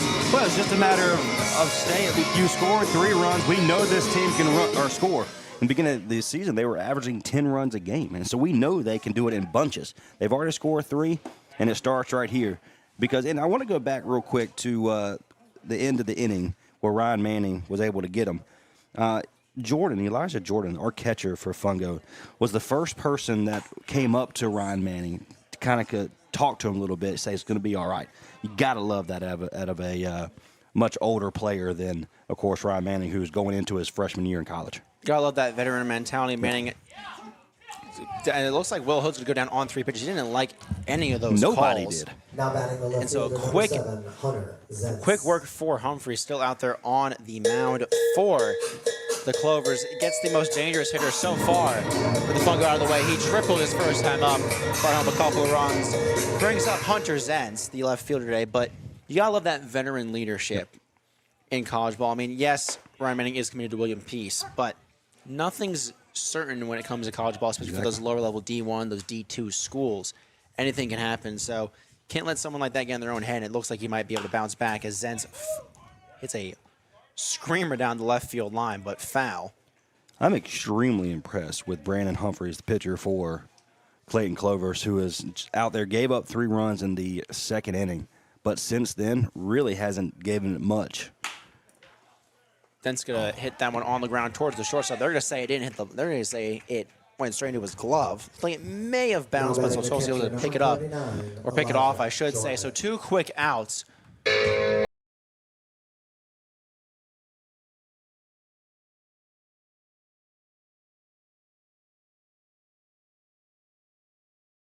And Humphreys, his fastball, his breaking ball, everything right now is working. And the Fungo are just not using it to their advantage, swinging at bad pitches. Elijah Jordan now up. He flew out to left field in his first at-bat. Plays at Gaston College, and that pitch could be inside. Ball 2. So 2-0 count quickly to Jordan. Hit .250 with 3 RBIs for the Rhino. So far for the Fungos, no hits in 5 at-bats, has 3 walks and 2 runs. And that pitch was outside, so 3-0, looking to get that 4th walk and keep bomb half of this 4th alive. For the Fungo, who desperately needs something to get going, don't want to throw Manning right back out there after a busy inning of work, the top half of the 4th. And I do hope he does come out, because there's a good walk there for Jordan. Jordan walks on 4 pitches and brings up number 3, Jason Arndt. Jason Arndt, who struck out swinging twice so far. Needs to get something going, the leadoff batter. I mean, you're talking about bringing Ryan Manning back. Everyone wants to see him out there. He's done some decent work. Can't fault him for some of the runs that have come across. As the first pitch from Arndt is hit sharply on the ground to JoJo, and he'll make that play. Gets the force out at second. So Allen doesn't get an error there. Just like that, quick work from Brandon Humphreys and the Clovers. 1 runner left, stranded on base. No hits. And we'll take a quick break as it's a 6-3 score as we head to the top of the 5th. Clover 6. Audio Jungle.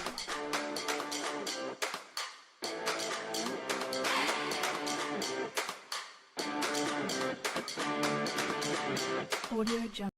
Welcome to the town of Wake Forest, home of Fungo Baseball. We're glad you have joined us today in the Forest, and we're especially proud to have Mitchell Heating and Cooling as a sponsor and a supporter of Wake Forest Fungo Baseball. Mitchell Heating and Cooling's rich tradition is built on a reputation of quality, integrity, and a great value for the customer's dollar. For over 50 years, Mitchell Heating and Cooling has continuously met its customers' needs by maintaining, servicing, designing, and installing quality systems that will stand the test of time. Mitchell Heating and Cooling is a premier-level Trane comfort specialist that has been certified by Trane as having met Trane's stringent standards and is committed to being the best in every aspect of business. Reach out to us today at mitchellhvac.com for all your heating and cooling needs. Enjoy your day here in the forest and roll Fungo!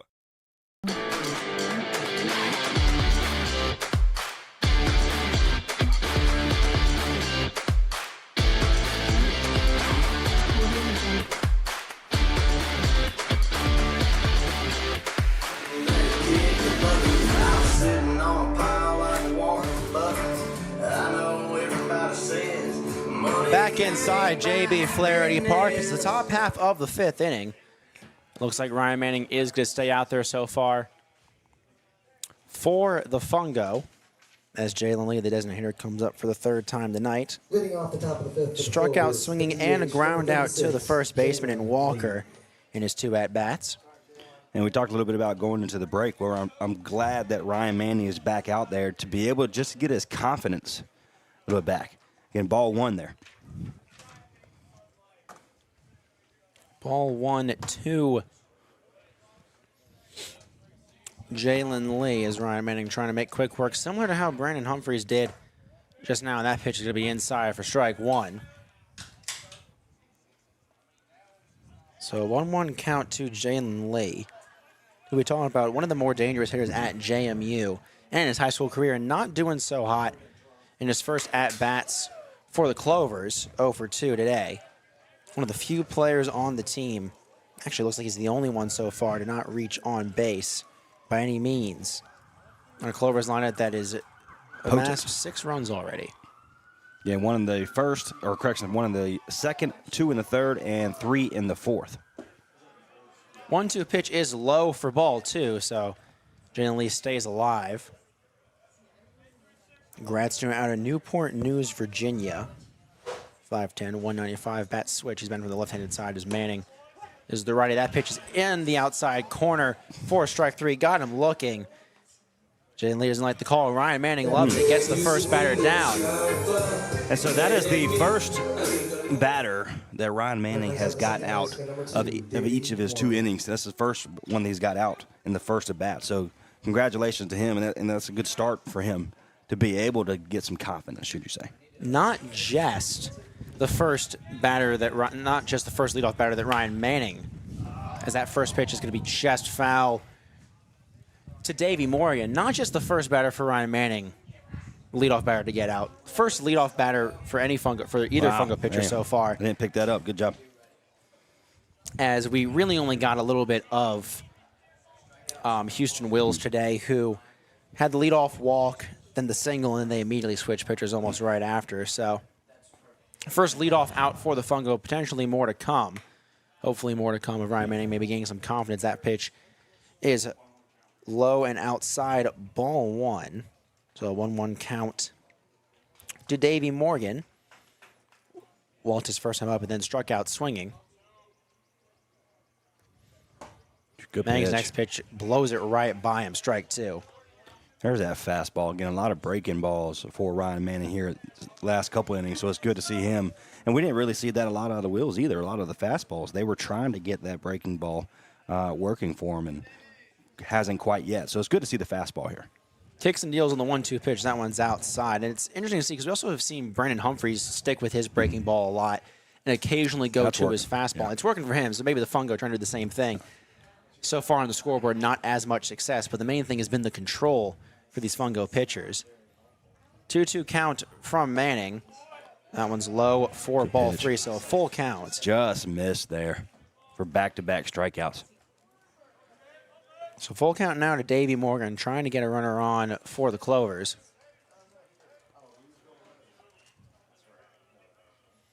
Manning kicks and deals on the payoff pitch. That one is just on the off the inside corner, I should say. That looked like his best pitch of the at-bat. Blue did not agree with it, so another walk issued in this game for the Fungo. bring up Zach Zoltowski, who 2 doubles on the day, had an RBI in the second, and came around to another RBI in the fourth, and came around to score. Double here, another hit here. We got a fast runner on base. First pitch is popped up. Correction, Zach Zoltowski actually led off with a double in the fourth inning, came around to score after Thomas hit a double himself. 0-1 count to Zoltowski.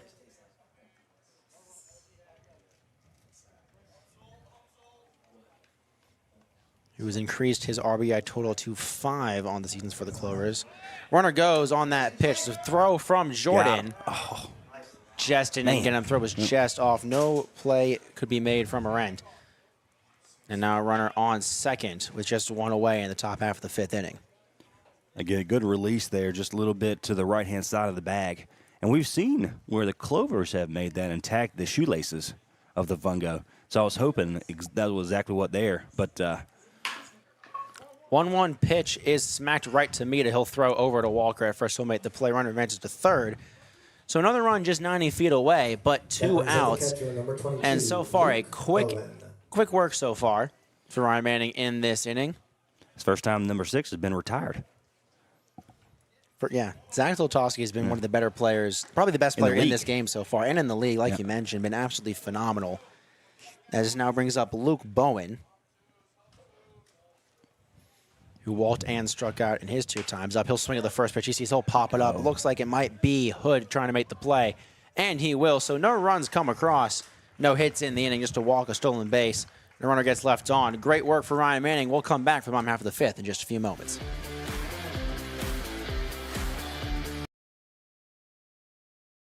Not have to be present to win. Again, 100% of all ticket sales and proceeds go to Pretty in Pink Foundation in Raleigh, North Carolina. For more information, you can contact 919-693-2520 for all purchases or questions. Pretty in Pink Foundation, sponsored by everyone at Oliver's Towing. Towing for a cure, in memory of Denise Ellis, Sandra Newton, along with all who have lost their battle, and in honor of all living survivors. They are selling t-shirts and bracelets. T-shirts are starting at $12 depending on size, and bracelets are only $3 each. Towing for a cure. Pretty in Pink Foundation, sponsored by everyone in Oliver's Towing. More information, 919-693-2520. Hey, we made it easy for you here on Next Door Radio and nextdoorradio.com. Available now by way of the Google and Apple Store is the Next Door Radio app. Anywhere you want to go, you can take Next Door with you. All the local talk programs, all local sports, and a great mix of 70s, 80s, classic rock you can now take anywhere you want to go by download the Nextdoor Radio app today. Available Google and Apple stores. PlumServe LLC technicians have over 20 years of experience in plumbing repair and services. They pride themselves in being a local, honest, and professional company. Let them give you a quote today on those needed upgrades in your home. Your choice for plumbing in Creedmoor, Oxford, Henderson, Durham, Raleigh, Chapel Hill, Cary, Apex, Stem, Garner, and the greater Triangle area. Visit their website today to schedule. You can contact them there as well. PlumServeLLC.com. Again, that's PlumServeLLC.com.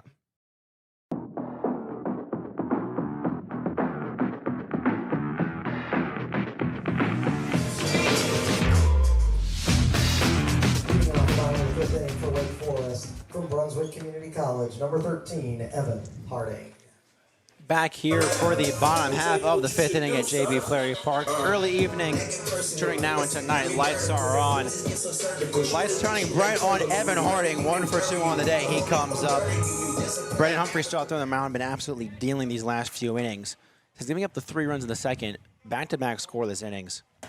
And he gets another beautiful slider in there for strike 1. So a lot of the pitches we've seen has been for the breaking ball has been outside. That's one of the first ones we've really seen that's been called in the inside.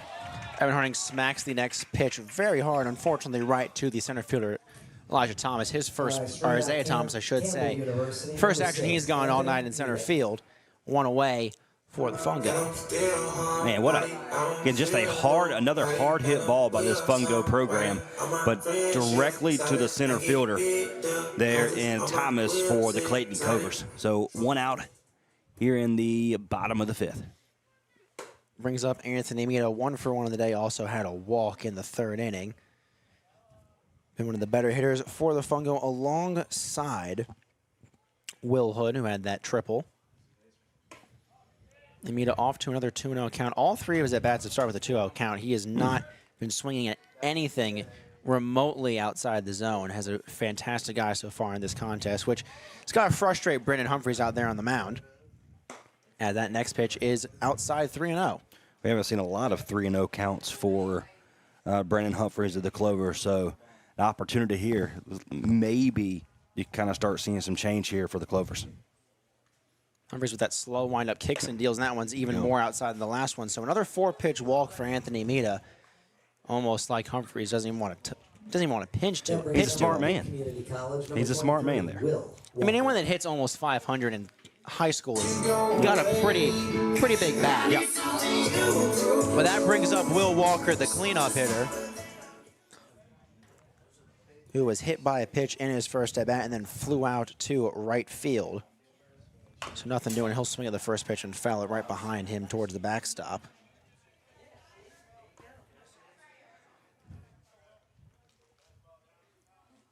Walker went to Orange High School, had 3 home runs in 2 games versus Southeastern Community College this season for Pitt Community College. So he has some power. Fungo could certainly use it right here with the runner on first. And that pitch is just inside. Tried to throw that inside breaking ball again. It just did not get enough of the zone. So a 1-1 count to Will Walker.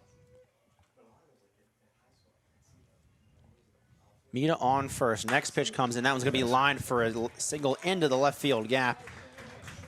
Nice hitting from Will Walker. Has 2 runners on now with just 1 away. And brings up Austin Williams for a chance to start a rally going for the Fungo.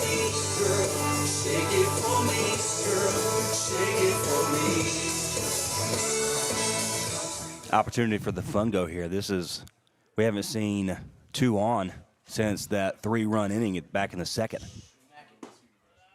First pitch is low for ball 1. Good eye from Austin Williams, who has struggled at the plate today. Grounded out to first in his first at bat and then reached safely on a fielder's choice. So 0 for 2 on the day.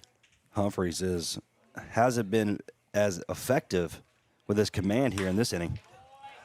Williams got all of that one, just was way too early on that one. Goes into the trees right behind one of the outfield lights. So 1-1 count. Still no action in the Clovers bullpen. Looks like they're going to keep running Humphreys for as long as they can.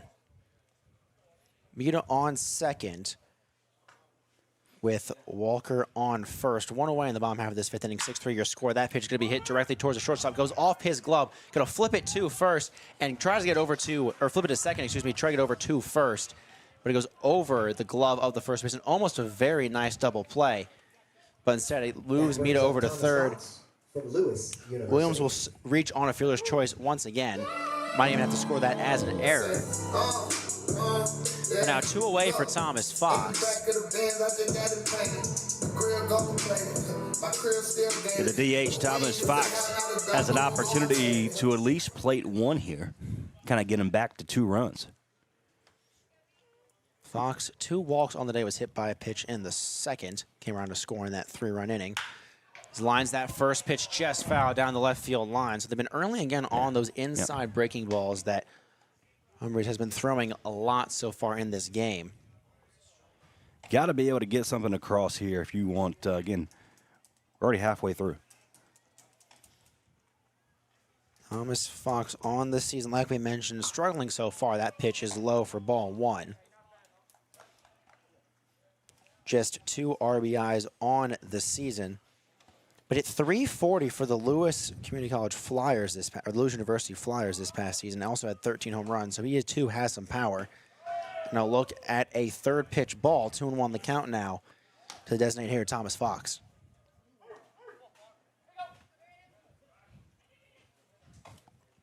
Brandon Humphrey trying to get through 5 innings of work, 2 away in the bottom half of this 5th inning.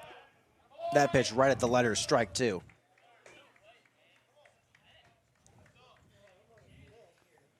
Two balls, 2 strikes, 2 outs, 2 runners on in the bottom half of the 5th. Lots of 2s. as Fox looking to keep the inning alive and bring home a run for the Fungo. That pitch bounces before it gets to the plate. So a full count with 2 away, bottom half of the 5th inning. Megan Humphreys work here. Runner on first and third.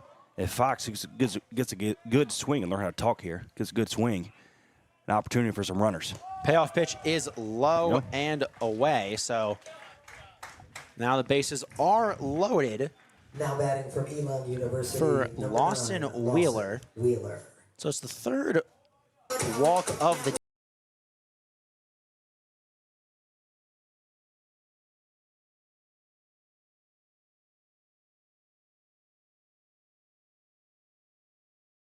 A pitching or a coach's visit to the mound. Again, Humphreys has not quite been as effective he has really to this point. A little erratic. They're going to keep him in. And it looks like right now we do have someone warming up in the bullpen for the Clovers. But it looks like they're going to stick with Humphreys for now, as Lawson Wheeler steps to the dish.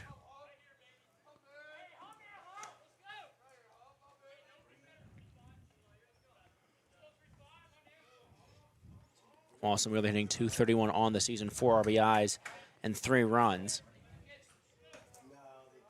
So 4-year letter winner under Ray Pope at Cary Academy. His first pitch is outside, ball 1. So 1-0 count to Lawson Wheeler.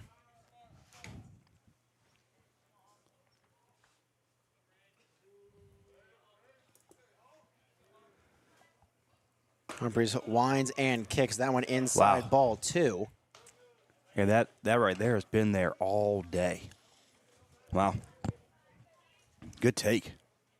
Wheeler, the extra hitter in the lineup tonight. Bases juiced, bottom of the 5th. Fungo down by 3. 2-0 pitch. Inside, ball 3. Keep your timing. Incredible patience at the plate from Lawson Wheeler. A lot of hitters would pop that one straight back up. That one was a seeing eye pitch. 3-0 count from Humphreys, not trying to walk home a run. There it is. And he does. So a 4-pitch walk, that will most likely be the end of Humphreys' night in just a few moments, potentially. As 2 away, it walks home a run at 6-4. Number 20. And now bringing up the man that cleared the bases the first time, Will Hood.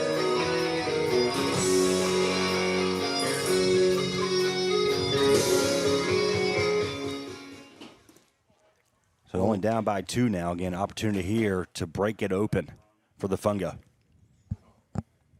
First pitch to Hood is outside and low, ball 1. So 5 straight balls thrown by Humphrey, who was struggling so far in this inning. Next pitch from Humphreys to be fouled sharply down the right field line. Good contact. Again, bases loaded, an opportunity right here. 2 outs. It's every little kid's dream. 2 outs, bases loaded. You ain't kidding. Close game, down by 2. The 1-1 pitch from Brent Humphreys goes behind the backstop, but none of the runners will move as it kind of gets stuck in the fencing. Good reaction from Bowman behind the plate to get to it quickly. But 2-1 count, and it looks like we're seeing the end of the nearing the end of the gas tank for Brandon Humphreys. And his action continues in that Clovers bullpen.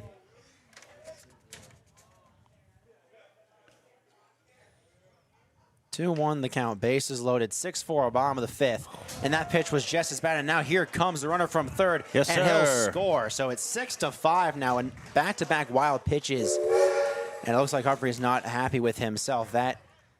If that last walk wasn't the end of it, if I'm the Clayton Clovers head coach, I'm looking. He's not coming yet, though. Again, it looks like DeFalco is not ready. Shane, I go back to the replacement movie, Shane DeFalco. You ever see that movie? I actually have not. Oh, my goodness. How old are you now? What a movie. 19. Yeah, one of my faves. I know. Shane, it's terrible. Yeah. It's absolutely terrible. Well, I need you to go rent it on Netflix when you get home, if you don't mind. It's a great movie. But Might Shane have to go DeFalco is in the I saw one of their YouTube channels for the Clayton Clovers get ready for the ball game, and he was part of their interview. It was a great interview by whoever was doing it. 3-1 pitch to Hood. He'll foul that one back. It's 3-2. You know, I've always needed some more movie recommendations to get into anyways. Replacements. I'm telling you. There we go. One of my favorites. That'd be a nice little Wednesday evening for myself. Could come back tomorrow with some information if I do decide to watch it, unless I pass straight out. This game could go to extras the way it's going. Runners on second and third, 6-5, full count pitch, fouled off again from Will Hood. Good job to stay alive. Give a little backstory about it here, history lesson for you. Again, NFL players doesn't want to play unless they get paid, and then they get in cops, felons, old players from Florida State. I'm telling you, it was a fantastic movie. So it's a sports movie. Well, then that's right up my alley. Well, there you go. Right up my alley. I was a big, was it the Prison Yard one with Adam Sandler? Oh, The Longest Yard. Longest Yard. Rudy's a great one. Another walk. So bases loaded again. From Pitt Community College, So great eye from Will Hood. So bases loaded, and here comes Hunter Zentz. Zentz singled his first time up, then lined out to the shortstop, and that most likely, and it will be the end of Brandon Humphrey's day. Can't give you the full stat lines just yet. He has 3 runners to tend to on the base pass. But up until this 5th inning, he was absolutely dealing. And we're getting a new pitcher coming in for the Clayton Clovers. Coming in, that's number 20, Ken Dunlap from Florence Darlington Community College. Left-handed pitcher. I haven't seen a lot of left-handed pitching have the Fungos really all season long, so not that bad of a move from the Clayton Clovers head coach. Still up by 1 run. Well, it was an opportunity for, again, Humphreys, who pitched a great game, just got a little erratic to this point. Again, and I had the number wrong. I was looking through the fence lines up here. So that's number 20 in Dunlap. But again, Shane DeFalco is number 30. But again, left-hander, reaches back. Looks like he has a fantastic fastball. He hasn't hit quite just yet, but he looks like he's got a live ball. Yeah, that fastball look at was probably in the low 90s, maybe the upper 90s. He's got a rocket of an arm. Just what the Clovers might need right now. Have Hunter Zentz up, bases still loaded, up by 1. Well, of course, now you get the lefty v righty matchup, which if you're a hitter, that's what you look for up there at the plate. So even though his fastball is at there around 90, maybe the mid to upper 90s, Zentz can still turn on that because it's coming from that left side. Florence Darlington Community College. Again. That is a interesting name. Some crazy community college names out there. Florence, You've got. He talked a little bit about Lewisburg College earlier for a couple of our ball players here at Fungo. One of the best community JoCo colleges in the nation. We're talking about multiple national titles here in this area. So they've done a tremendous job over the last couple of years. Found out when we did some play-by-play for them a couple of years ago, but they're finally starting to get back into that room. Their softball program, they just went, 43-0 or something like that. Yeah. Unbelievably ridiculous. So Cameron Dunlap, during his time this past season at Florence Darlington Technical College, had a 7.30 ERA. In 12 appearances, had 16 Ks, finished with a 2-2 record with 3 starts and 12.1 innings pitched. That first pitch in for a strike. To Hunter Zentz. Live, we're thinking 90, 92, 93 fastball right on the outside corner. That one low for ball 1. So 1-1 to Hunter Zentz. 1 for 2 on the day. Looking to tie the game or potentially give the Fungo the lead with the bases juiced. 2 outs in the bottom half of the 5th. That pitch bounces. Bowen couldn't find him behind the plate, but it bounced right in front, so none of the runners could advance. Can't do anything with that one.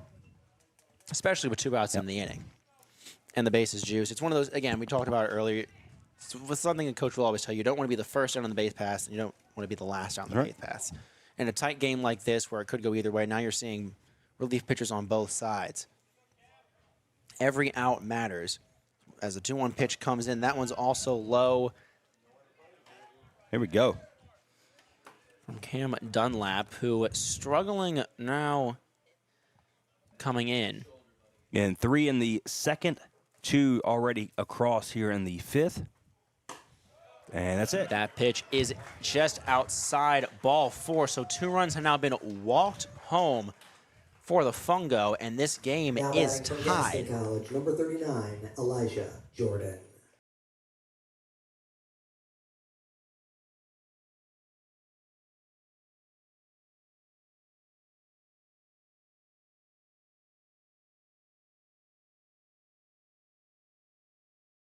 Change everything.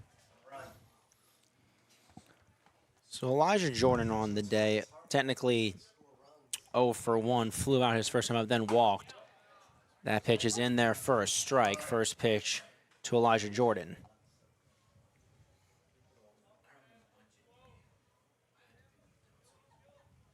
Jordan's still looking for his first hit this season for the Fungo. Pitch. Looks at a pitch right down the middle, strike 2. So interesting stats so far in this 5th inning. 3 runs across for the Fungo. Technically, none of them earned. 2 walked home and then the wild pitch. So what looked like a quick game for the Clovers and the pitching in the mound turns out to go the opposite way as a beautiful off-speed pitch catches the inside corner. So Elijah Jordan goes down on 3 pitches. Good work from Dunlap to come back, but Fungo score 3 again. It's a tie game, 6-6 going into the top of the 6th.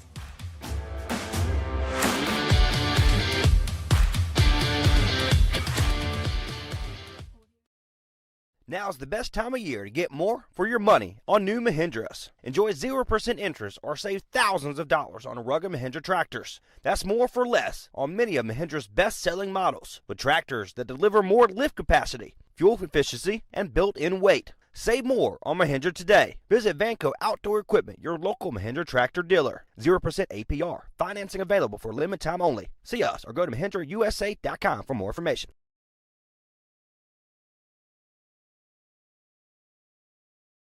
PlumServe LLC technicians have over 20 years of experience in plumbing repair and services. They pride themselves in being a local, honest, and professional company. Let them give you a quote today on those needed upgrades in your home. Your choice for plumbing in Creedmoor, Oxford, Henderson, Durham, Raleigh, Chapel Hill, Cary, Apex, Stem, Garner, and the greater Triangle area. Visit their website today to schedule. You can contact them there as well. PlumServeLLC.com. Again, that's PlumServeLLC.com.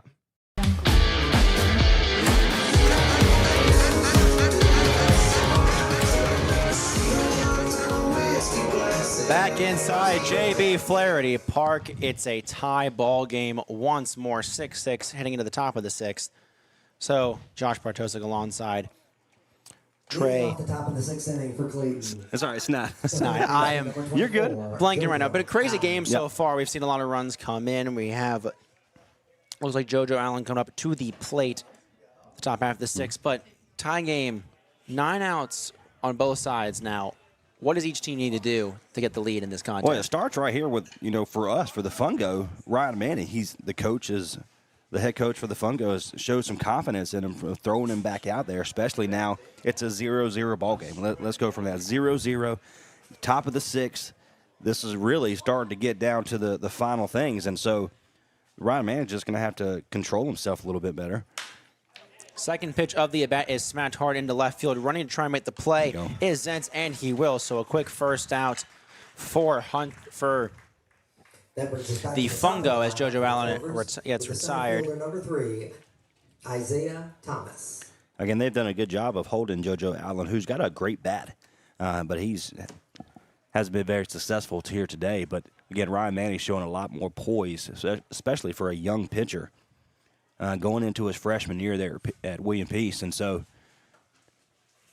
keep doing what you're doing. Isaiah Thomas comes up for the 4th time tonight. 2 walks and a double. Tried to lay down the bunt, didn't pull back far enough. First pitch strike.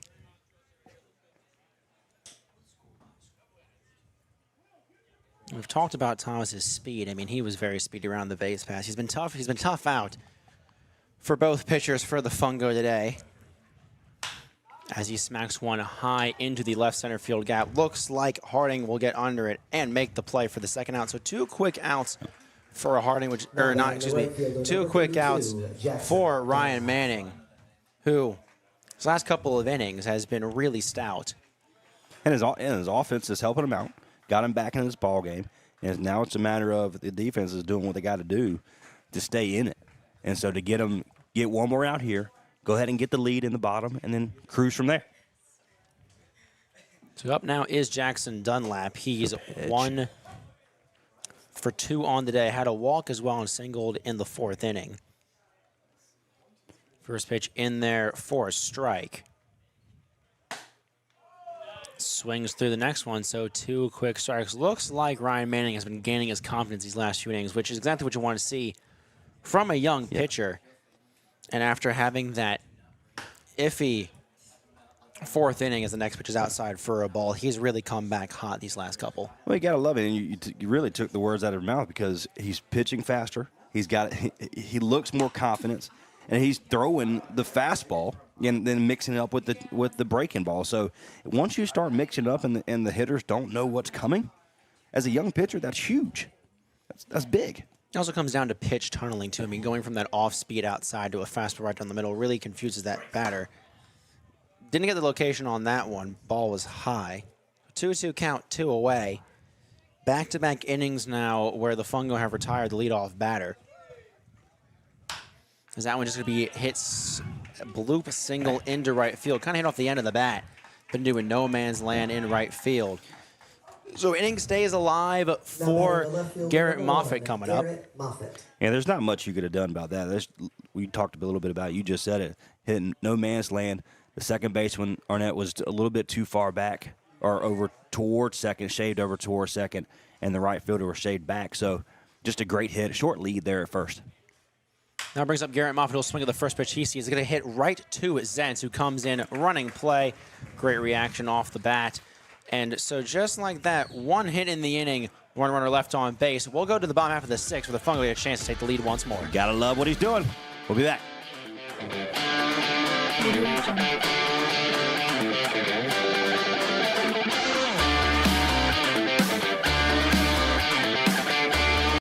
Ready to get back in the game? Great news. The movement experts at Breakthrough Physical Therapy can help athletes and their families find pain relief with lasting results to keep you off the sidelines. With over 20 convenient locations across North Carolina and South Carolina, contact Breakthrough today at breakthrough-pt.com to see a physical therapist. Breakthrough Physical Therapy, a trusted choice for keeping athletes and their fans in the game.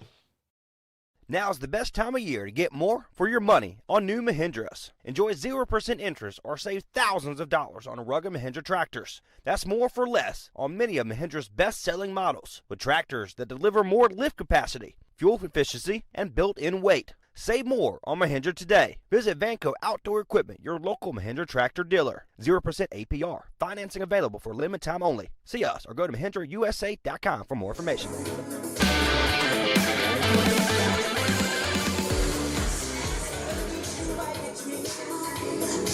With Thriller in the background, this game right now is just that. 6-6 going to the bottom of the 6th. Just get a feel of how close these two teams have been. Both teams have 6 hits on the day, and both teams have left 9 runners left stranded in this game.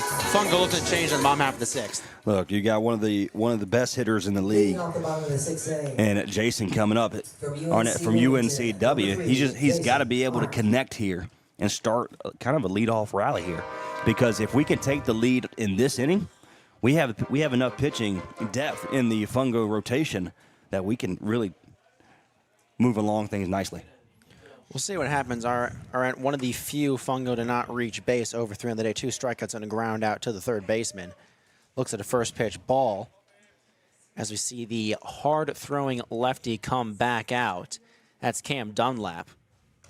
Hit him on the wrist.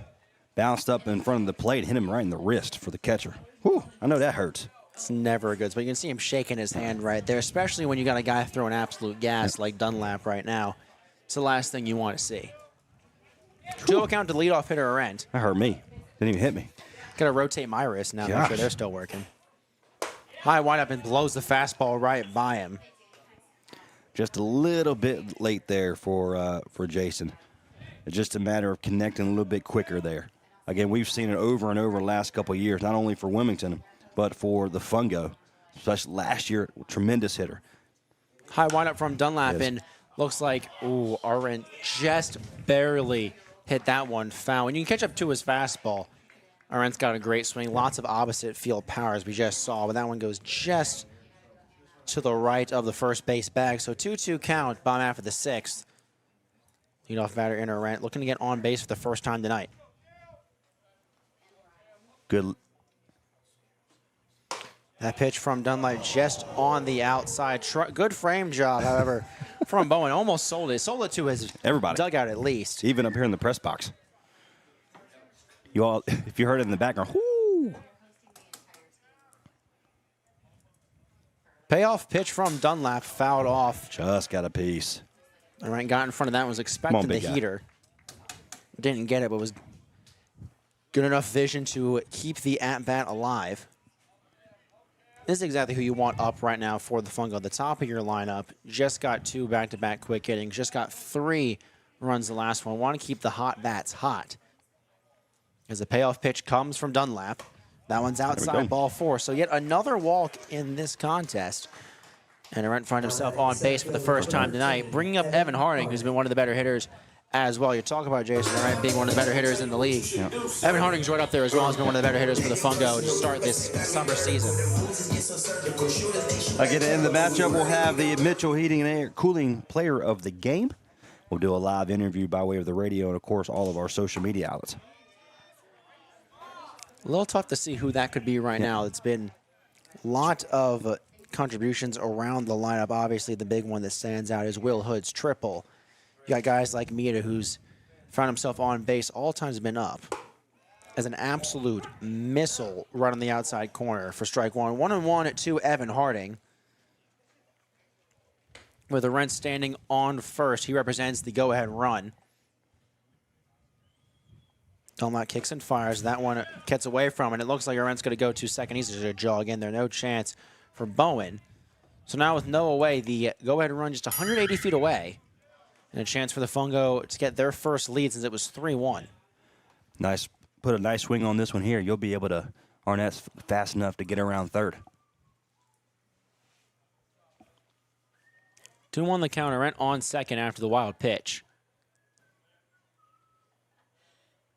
Dunlap kips and fires. That one bounces, and that one might be another chance for Arendt to go, and it will be. That one just skied into the air, goes off the catcher's mask, and just like that, back-to-back wild pitches, similar to what we saw in the last inning.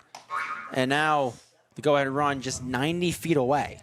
That bad boy popped in front of the catcher off of the knee pads all the way up and hit the top of the screen here. Opportunity. He a couple more inches away from the catcher. That would have been a back-to-back steal for Mr. Jason over there. Could have stolen home on that one. I mean, that one just awesome.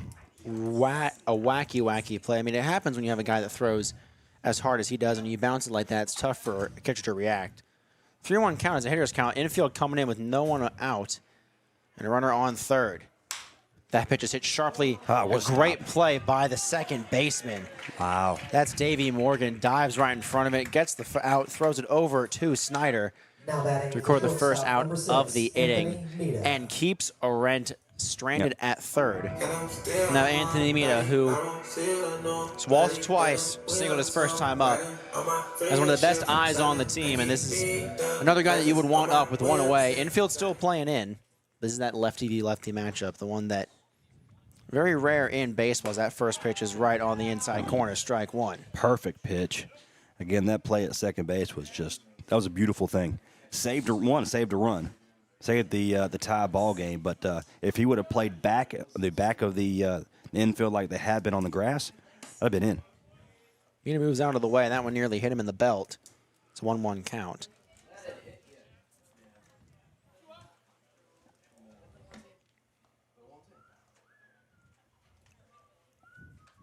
One pitch coming from Dunlap. That one outside ball, too. Good job by Bowen behind the plate to keep it in front of him with Arendt just 90 feet away.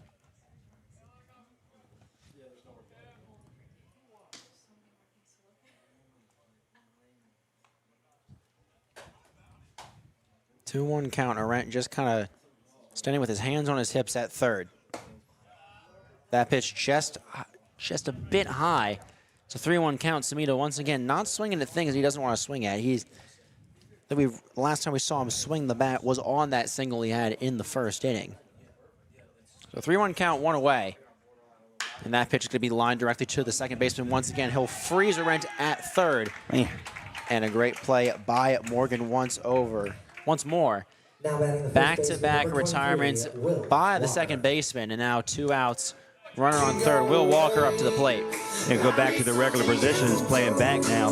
Again, perfectly placed there for the second baseman, Morgan. Back-to-back grounders directly to him. Got to get a score here. Will Walker up to the plate, hit by a pitch and had a single, also flew out. That first pitch is in there, strike 1. Looks like Dunlap, after the first walk in the wild pitches, has found his groove again. We saw similar stuff with Ryan Manning these past few innings. A big spot for the left-handed pitcher. That one nearly goes through the legs of Bowen, but he stops it once more. Good play by the catcher behind the plate. Once again, he's been making those all game long when he's been able to. 1-1 count, 2 away. Arendt on third. Tie game here in the bottom of the 6th. Dunlop bounces that one, and that one gets away from Bowen. Man. Jay, he is mad at himself over there. A missed opportunity right there. Pass ball, an opportunity. A chance to there. Kind of, again, like you said, kind of hesitated. And again, with 2 outs, it's a little tough to try and make that play, that read. But a great reaction behind the plate from Bowen, who has been doing it. Not only is it just tough in general to block behind the plate, but when a guy is throwing as hard and as inaccurately as Dunlap is right now, you never really know where the ball is going to end up. So he's been doing a phenomenal job behind the plate. I mean, he's all over the place. Kind of looks like a gymnast back there with his acrobatics. Hitters count 3-1, and that one's outside. Or correction, that was the 2-1 pitch. Now it's 3-1. To Will Walker. That one just missed on the outside. We were all waiting for the strike. So now it actually is the hitters count. 3-1 to Will Walker. Runner on third. 2 away. That pitch is there for strike 2. That one looks almost identical to the last one. Home plate umpire says that one was a strike. Will Walker kind of making a little plea to no avail. Full count, 2 away. Bottom of the 6th. Runner on third. Payoff pitch from Dunlap. Low for ball 4. It looked like the entire Clover dugout and the outfield started to run in, thought it was over. The catcher thought it was done. Home plate umpire never moved. Runners on the corners now with 2 away. Bowen made he said, let's go, and the umpire was just looking at him. That'll bring up Austin Williams. 0 for 3 on the day. Takes a ball. Yeah, not going to look for the steal here. It's hard to steal on a left-handed pitcher, but runner on third. I don't know if they're going to take the chance or not. Got a good lead. It's a little tough, and also when a guy throws as hard as he does, it's a little hard to get. I mean, you might only be halfway to that second base by the time it gets into the catcher's mitt. And with 2 away, it might be a risky move, especially when it seems like Dunlap is once again struggling to find his rhythm on the mound. 2-0 pitch from Dunlap. The hard-throwing lefty is outside once more, so 3-0, and now things get interesting once more. 1 pitch away from another bases-loaded situation for the Fungo. Scored 3 in the last inning when they had that chance. He's throwing it where, so that Bowen is putting it where his glove outside. He's hitting his mark, and he's not getting it from the umpire. So a 4-pitch walk for Austin Williams. And the bases are loaded once more. Brings up Thomas Fox, who walked his last time up. Last time bases loaded, we walked in 2 in a row. Let's see what we do here. Bases loaded, 2 away, bottom of the 6th, excuse me. He's been throwing that outside corner now almost 4 or 5 times in a row and has not gotten it. You gotta look for something else if you're Cam Dunlap. See what Bowen gives him. 1-0 count. That pitch on the outside edge. Fox didn't like that one. Again, that was a lot better pitch than we've seen out of Dunlap, though. Light's getting brighter as it turns from dusk to well, basically evening at this point. 1-1 pitch, and swing and a miss from Thomas Fox. He threw the high heater. He couldn't catch up to it. Get your pitch. So Dunlap 1 strike away from finishing this contest, or finishing this jam, excuse me. 1-2 pitch. Inside, ball 2. So Thomas Fox, number 4, the hitter for the Fungo here, is cramped up against that in the batter's box. He's almost on the plate itself for the most part. So he's having to pitch outside so he wouldn't hit him. Dunlap winds and deals. That one's fouled off the off speed. Fox wasn't expecting it. And he stays alive. 2-2 count. It's a good pitch there. Good strikeout pitch.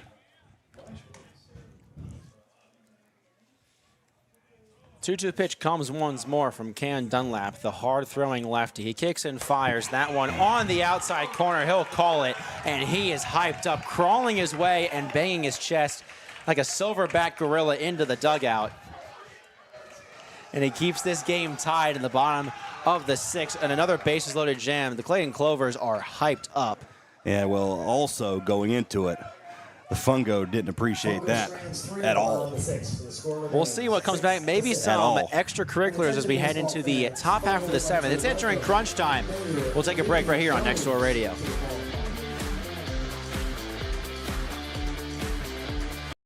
Ready to get back in the game? Great news. The movement experts at Breakthrough Physical Therapy can help athletes and their families find pain relief with lasting results to keep you off the sidelines. With over 20 convenient locations across North Carolina and South Carolina, contact Breakthrough today at breakthrough-pt.com to see a physical therapist. Breakthrough Physical Therapy, a trusted choice for keeping athletes and their fans in the game.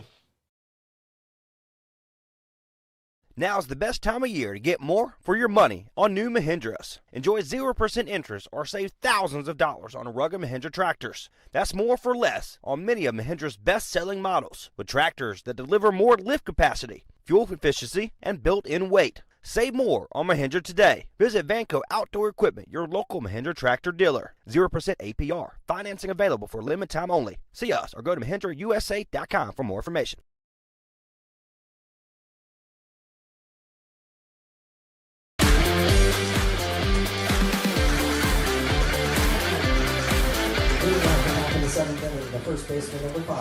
Back here inside JB Flaherty Park, 6-6 ball game as Cam Dunlap and the Clayton Clovers just got out of a bases-loaded jam once more.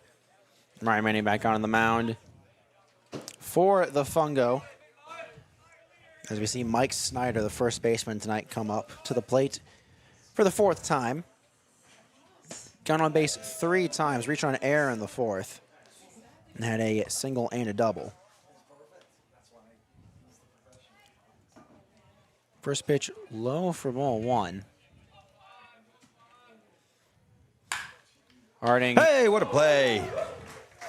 A beautiful glove stop at third base by Hood. It was absolutely roped on a line off the bat of Mike Snyder, but a hard first out and a much needed out for the Wake Forest Fungo.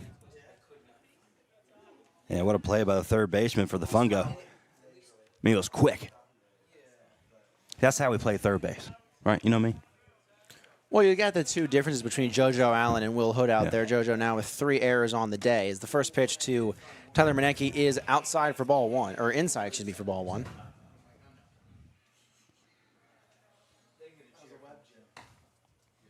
But a nice grab at third by Will Hood. That pitch also inside, ball 2.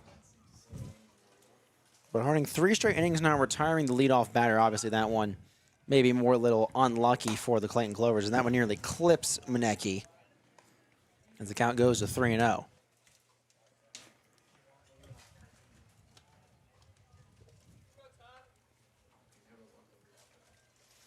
Three-oh pitch from Manning.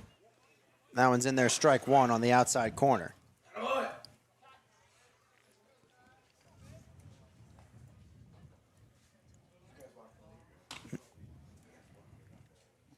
3-1 pitch. Oh. Inside. A little bit of a delay on the call. But so another walk issued to the Clovers. And they have a run, and they have the go-ahead run on first. As Jalen Lee, the big, hard-hitting left-hander, steps into the batter's box. Been quiet today. Just a matter of. The problem is how well he hit over at James Madison. Once he gets hot and gets going, it's a scary thing. Impressive job from the Fungo pitching staff to keep him off the base pass today. So that first pitch is low for ball 1. Struck out twice today, once swinging, once looking, and grounded out to the first baseman back in the third. One of 2 Clovers to not reach base. And he'll chop that one over to the second baseman. Arendt's going to try and make the play. Thought about it at second, but will just calmly move over and swing the ball over to Walker at first for the second out of the inning. What a wicked little pop or a ground ball that literally hit the ground and popped up. And good job by second baseman Jason Arendt over there to at least get it 1 out. Now runner on second. Davey Morgan a chance to drive in the go-ahead run with Snyder 180 feet away. The first pitch from Manning is inside, ball 1.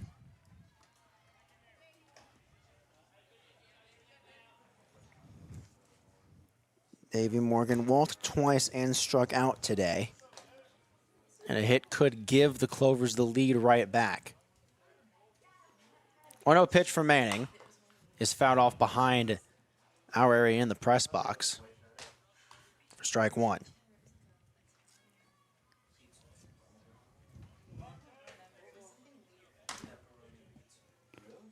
One count, 2 outs in the top half of the 7th. Manning has been dealing since coming in relief in the top half of the 2nd. And that pitch is lined down the left field line, goes just about 15 to 20 feet or so to the left of the foul ball pole.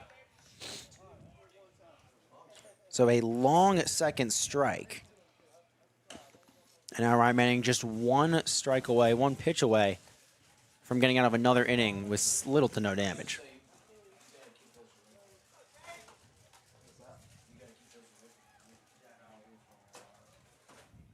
Manning kicks and fires. That pitch in there, Good strike 3, a pitch. beautiful breaking ball, gets out of the pinch. And just like that, what did the 7th inning stretch? Tie game, 6 apiece. We'll be right back on Next Door Radio.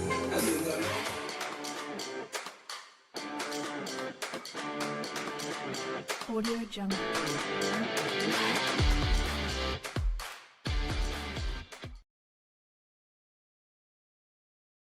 On behalf of everyone at Oliver's Towing, Towing for a Cure, in memory of Denise Ellis, Sandra Newton, along with all who have lost their battle and in honor of all living survivors. 100% of all ticket sales and proceeds go to Pretty in Pink Foundation in Raleigh, North Carolina on behalf of breast cancer awareness. The raffle tickets are for sale, $25 each or 5 for $100. First place, custom wrap snap-on toolbox, $2,500 value. Second, a Vase Texas Roadhouse gift card, that's $550 value. Third place, a Roku 55-inch TV, a $248 value. Fourth, breast cancer theme diecast NASCAR and gas card, that's a $90 value. Fifth place, Still Magnolias gift card, $50 value. Sixth place, Fishing Creek gift basket. Drawing will be held at the Boyd GM on October 28th at 2 p.m. You do not have to be present to win. Again, 100% of all ticket sales and proceeds go to Pretty in Pink Foundation in Raleigh, North Carolina. For more information, you can contact 919-693-2520 for all purchases or questions. Pretty in Pink Foundation, sponsored by everyone at Oliver's Towing, Towing for a Cure, in memory of Denise Ellis, Sandra Newton, along with all who have lost their battle and in honor of all living survivors. They are selling t-shirts and bracelets. T-shirts are starting at $12, depending on size, and bracelets are only $3 each. Towing for a Cure, Pretty in Pink Foundation, sponsored by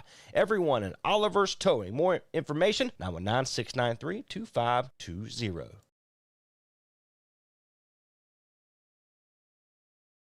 Unforgettables.com. unforgettaballs.com. Unforgettaballs.com. Now that I have your attention, I want to take a moment to tell you about unforgettaballs.com. Unforgettaballs.com specializes in hand-painted baseballs for every baseball fan. They also create a customized coaster, bottle opener, and so much more. Visit their website today at unforgettaballs.com and follow them on all of their social media outlets today. That's unforgettaballs.com. Back inside JB Flaherty Park, bottom half of the seventh inning. New pitcher on for the Clovers. Tanner Hunley, the right-handed pitcher, a freshman out of Apex, North Carolina at King University.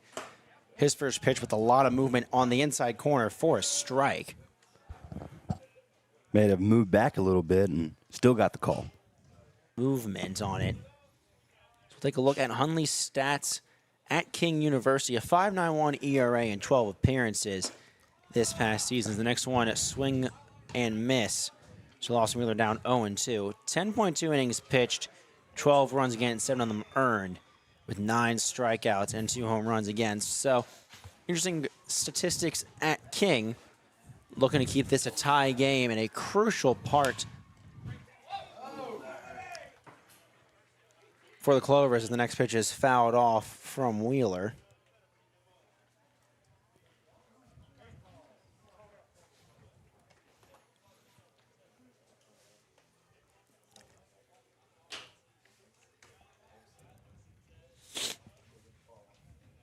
(0-2) count to Lawson Wheeler, the leadoff batter in the bottom half of the seventh. Oh. Pitch looked a bit low. Home plate umpire said it not so fast. And Wheeler goes down looking. Now batting the third baseman, number 20, Will Hood.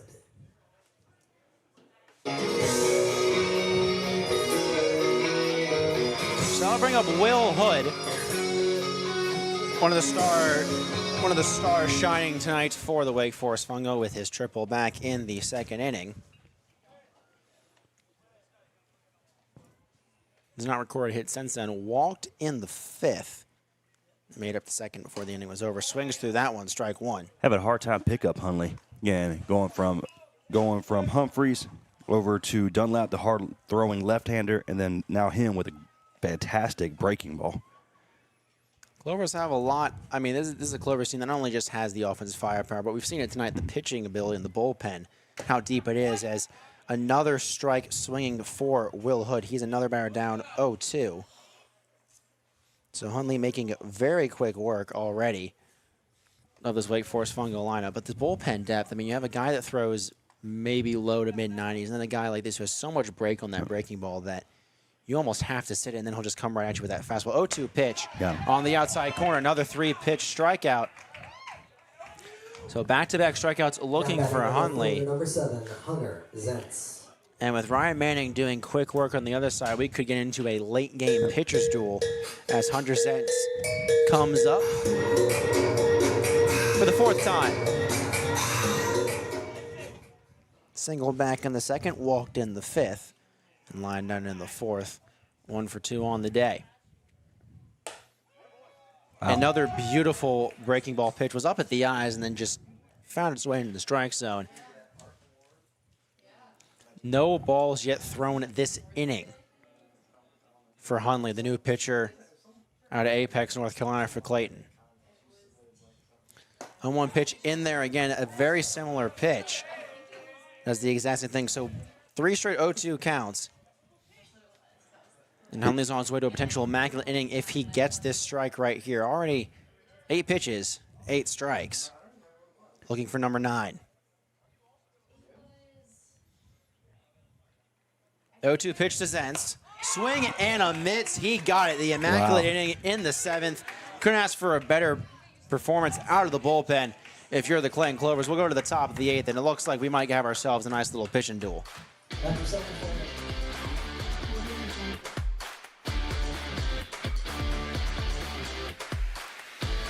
When you make the right decision, it feels good, like picking the perfect restaurant or the right clothes. It also feels really good making the right insurance decision. That's where State Farm agent Margie White can help. Stop in at 234 Raleigh Road in Henderson and let her help you select the right protection at the right price. State Farm agent Margie White will make sure you understand your State Farm coverages so you know what to expect when the unexpected happens. Stop by and visit today at 234 Raleigh Road or give her a call at 252-598-0163. Like a good neighbor, State Farm is there.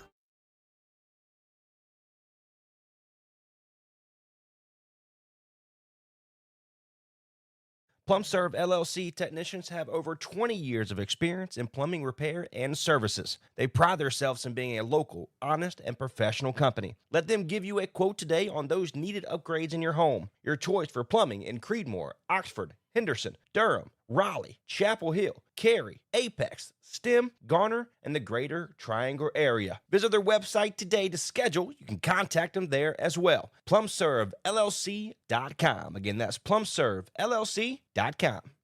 Hey, we made it easy for you here on Next Door Radio and NextDoorRadio.com. Available now by way of the Google and Apple Store is the Next Door Radio app. Anywhere you want to go, you can take Next Door with you. All the local talk programs, all local sports, and a great mix of 70s, 80s classic rock you can now take anywhere you want to go by download the Nextdoor Radio app today. Available Google and Apple stores. Back here on Next Door Radio, Josh Bartosik joined alongside Trey Snide. Top half of the 8th, already a quick pitchers meeting immediately. Ryan Manning's still out there on the mound for the Fungo. Has not come out ever since that second inning. Has done fabulous job minus bumpy little fourth. But getting to the crunch time now, it's just 6 more outs to either side. Well, as a pitcher, as Ryan Manning, he's only given up 1 run. All the other 5 went to Wills. So it's a matter, he's been fantastic. He was able to get out of that. And then we talked about with the young pitchers, he settled down. And I mean, credit to the head coach of the Fungo. What he's doing, he's believing in his young guy. And I love it. Jake Jones, 3rd year with the Fungo, has also been an assistant coach elsewhere. Was a baseball coach at Leesville High School for some of the players on the Fungo. Might have attracted some of them as the first pitch of the inning. Top half of the 8th is low and outside. Ball 1 from Manning to Zach Zoltowski. And this is the part of the lineup for most lineups would be like, okay, you're at the bottom half now. These should be the easier outs. But this has been the best part of the lineup so far, as that one's hit sharply on third. A great play over there by Hood. He'll throw it across. Jumping up, making the play is Walker, and he got him. Incredible. Holy cow.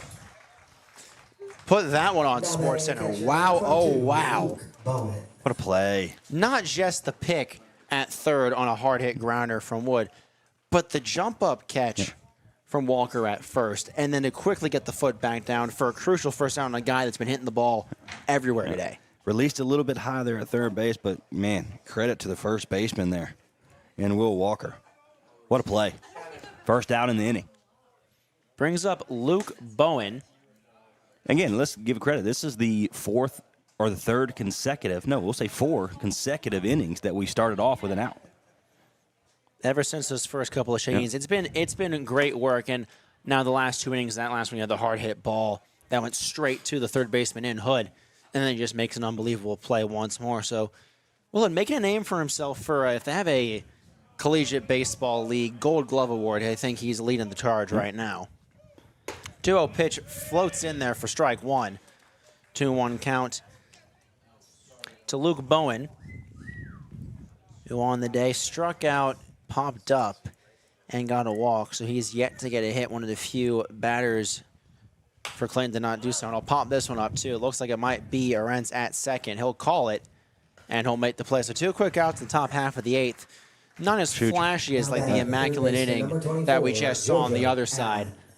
However, take the outs any way you get them. Well, it doesn't matter what we see. It's a matter of the scorebook. Nobody knows what's going on when it comes to at the end of this ball game. The fact that is Ryan Manning's coming in and throwing great baseball. We'll bring up JoJo Allen, the third baseman on the other side, who had kind of an opposite day as well. Hood at third, just a couple of blunders to his name as that first pitch Nice little sweeping curve goes in there for strike one. Good pitch to catch the inside corner. We saw that with Hundley for the Clovers. That was good to see Ryan Manning kind of take advantage of that as well. Now we'll hit that one over to Wood. He'll make another play. He's going to throw it on the one-hop bouncing play. Making a beautiful pick at first was Walker. Those two have been stellar all night long. 3 up, 3 down for the Clayton Clovers. And the bottom half of the 8th coming up right after this. Here we go.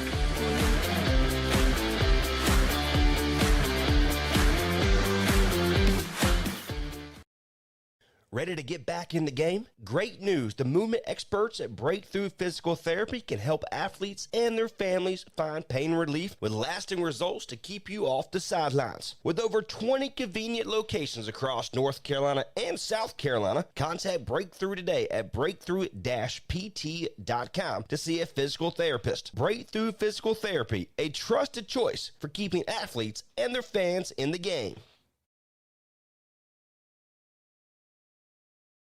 Now's the best time of year to get more for your money on new Mahindras. Enjoy 0% interest or save thousands of dollars on rugged Mahindra tractors. That's more for less on many of Mahindra's best-selling models, with tractors that deliver more lift capacity, fuel efficiency, and built-in weight. Save more on Mahindra today. Visit Vanco Outdoor Equipment, your local Mahindra tractor dealer. 0% APR. Financing available for limited time only. See us or go to MahindraUSA.com for more information.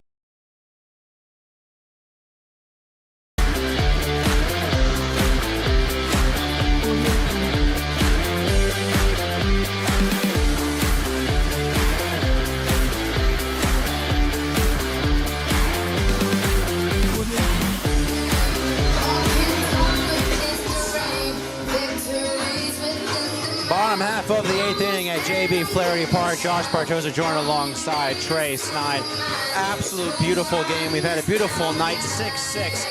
We had lots of scoring through the first 5 innings. Since then, back-to-back scoreless on both sides. Pitchers duel. Which team and how so are they going to crack one of these pitchers? Well, it's got to start right here because Hundley come out and, like you mentioned, through a monoculous inning, did throw a ball. Every single one of his was a strike. I mean, so you got to start it right here. And you got to give credit. I mean, we're talking about the Mitchell Heating and Cooling player of the game. Potentially, can we give it to a pitcher that kept the score at 6 from the end of the game? We'll see. But you got to take advantage. You got to start hitting against Hundley, who just had a beautiful inning. So it starts here. Well, unless there is a walk-off hit, it looks like it might go to one of these pitchers who have just been lights out and who we thought was going to be playing in today. Here we go. Originally, not coming in as Hogan Stallings, who didn't have a chance to talk about this earlier, but in last night's contest, 2 home runs was the player of the game, including a home run that was a go-ahead one in the top of the 9th. Oh, by the way, he had 2 of them.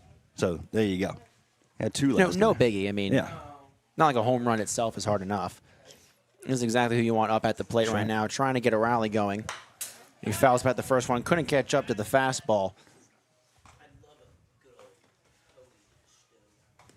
So 0-1 to Stallings.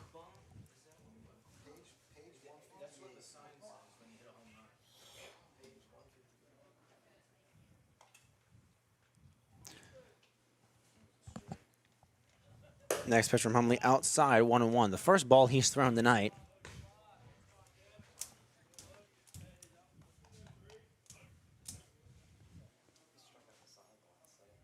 You don't want anybody else up there currently. Again, coming off the bench.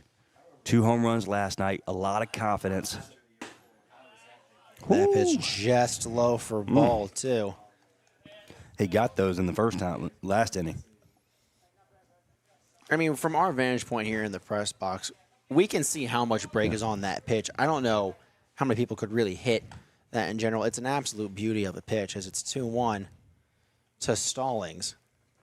He swings through that one, another breaking ball, 2-2.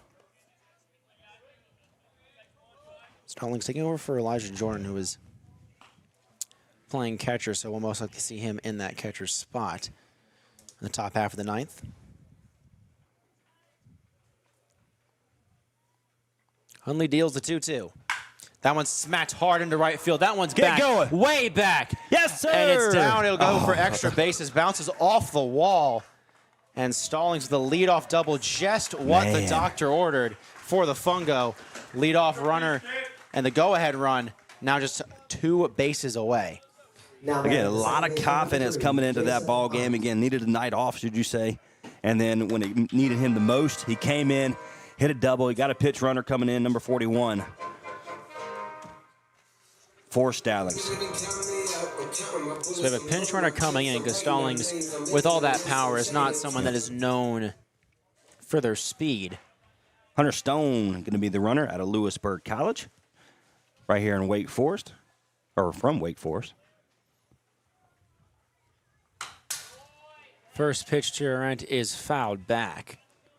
So the first 3 batters in the last inning that struck out must have said something in the dugout, because they're timing it pretty fast. They're timing it up pretty well now. Stone dancing around at second, and it forces the pitcher in Hundley to step off and just kind of give him a look, almost like a parent telling a child to knock it off. That's right. I say that far too many times. Little 6-year-old now. Stone starts dancing again, and this time it looked like Hundley tried to have a pickoff, but neither the shortstop or the second baseman were on the same page.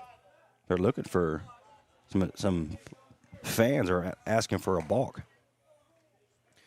1-0 pitch is going to be lined out towards center. That's going to go straight to Thomas, and he'll make the play. Tagging up from second to third is Stone. He'll slide. Wow. And he'll make it just barely. An incredible throw.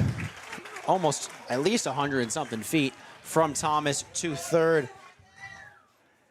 But it looks like that is going. It's going to be safe. It's a close one. But what a tremendous throw. He had it every released it as soon as he caught it. I mean, seconds he released it. And it was just a great ball, but good job there by Stone. And runner in scoring position now. Again, Jason Arnett came up and doing what veteran leaders do. He moved the runner over. Good stop. 1 out in the bottom of the 8th. Infield playing in. First pitch to Harding. It's low and outside, ball 1.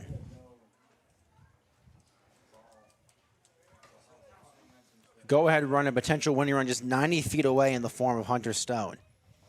1-0 pitch from Hundley is fouled off the foot of Harding, and that one's got to hurt.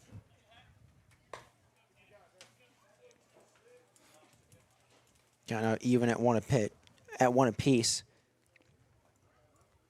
Harding just 1 for 4 on the day with that single back in the third. Is looking to potentially bring home the winning run.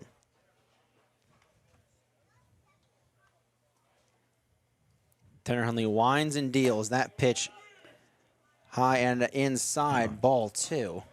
Infielders have moved up to the front of the infield grass, because last couple of times that happened, we had base or runner at third, they hit it directly to the second baseman. Morgan made a couple of big plays. Big time. Back in when the bases were loaded. That one, similar pitch, but low and inside for ball 3. So hitters count for Evan Harding. Bowen back there held it and was shaking of how he just knew it was a strike. But home plate umpire's gone either way for both sides. And that's what you want. 3-1 pitch from Hundley. That one outside, ball 4. So runners at the corners. However, that does now bring up the potential for a double play. But with a guy like Anthony Mina coming up, that seems highly unlikely the way he's been seeing the ball today. Couple walks, hit.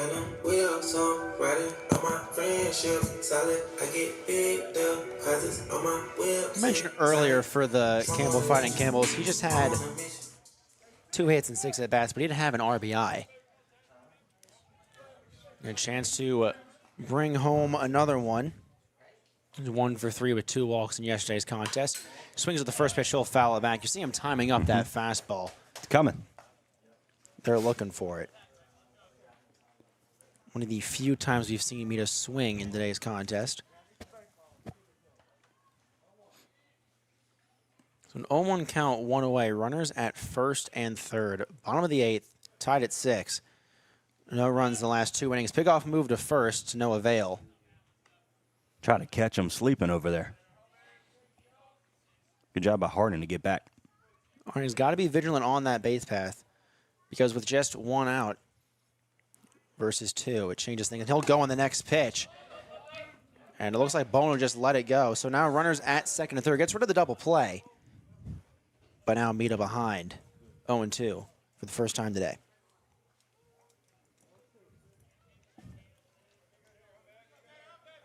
Base hit, scores 2.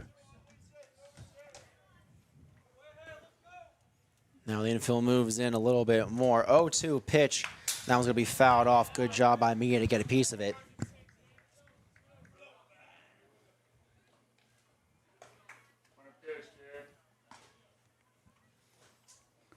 So Tanner Hundley still battling out there, but since that immaculate inning last inning, he's really struggled to get these Fungo batters as full as he was before. Looking to record another strike. The 0-2 pitch, that one's outside, ball 1. That's what's great about what the Fungo's offense have been able to do all year. They might be able to get down. They've had some hiccups along the way. Of course, they're 500 ball right now, but you look at it. We can see what they're doing. They have a great offense that can really take over a game when they need to. Get 1 out, person on, or runner on second and third. Opportunity right here for Mita. 1-2 pitch to Mita. That one is going to be in for strike 3 at the letters, and he's going to walk away shaking his head. So now 2 away brings up Will Walker. Good and a pitch. huge strikeout for Tanner Hundley. But you talk about the Wake Forest lineup. I mean, this is one of the few times that we've seen it be near full strength because you have all those guys coming back from the NCAA tournament, all those guys from Campbell, other schools that are in as well. And they've been putting on a show on the offensive side. Obviously, a little bit of struggles, just the 2 big bursts of the innings. But they've been threatening a lot in this contest, and they're threatening once more. Now with 2 away, Will Walker tries to bring in the potential winning run. Looks at a first pitch ball.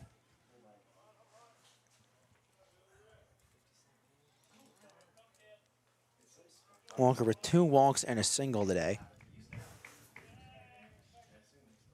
Back-to-back punch of him and Mita have been great at getting on the bases.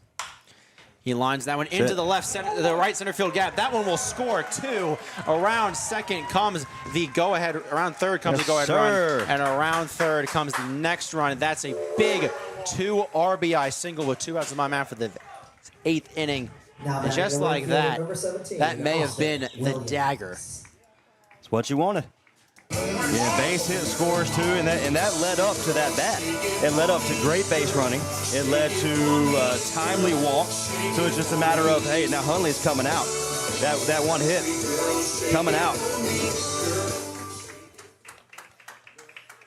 So out comes Tanner Hundley, which interesting choice with 2 outs away. It's just one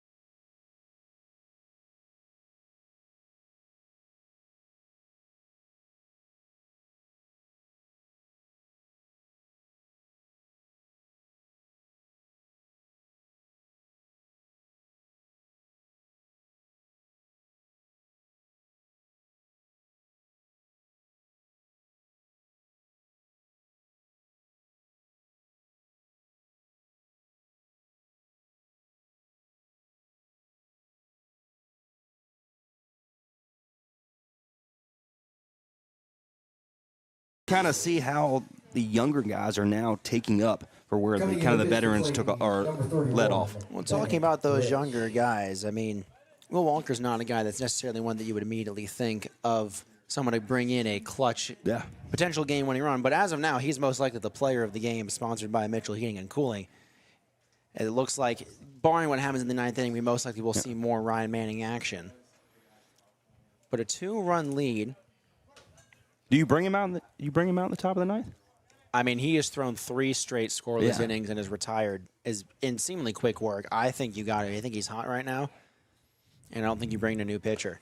But we'll see what happens. And that first pitch from Rich immediately goes behind the backstop. So now another runner in scoring position, and a 3-run lead would, in a game like this, seems like almost an insurmountable amount to come back from. And going back to Ryan Manning, he's pitched phenomenal. Gave up 1 run back in the 4th. Of course, they scored 1, 2, 3, and respectively. But if they can score another one here, I think you take Ryan Manning out and be able to get a closer in to be able to just shut it down. Next pitch is low for ball 2. So Austin Williams ahead in the count.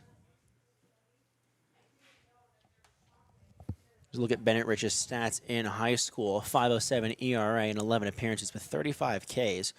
2 varsity seasons with Clayton High School. That one catches the outside corner, 2-1.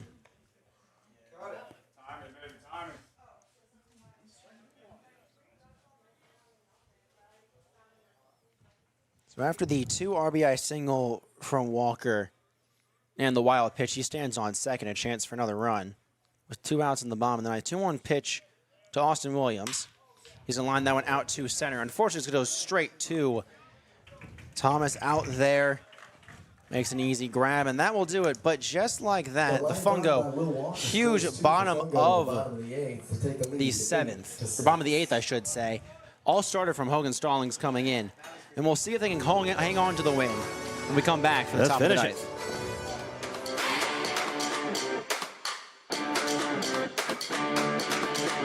Audio Jungle.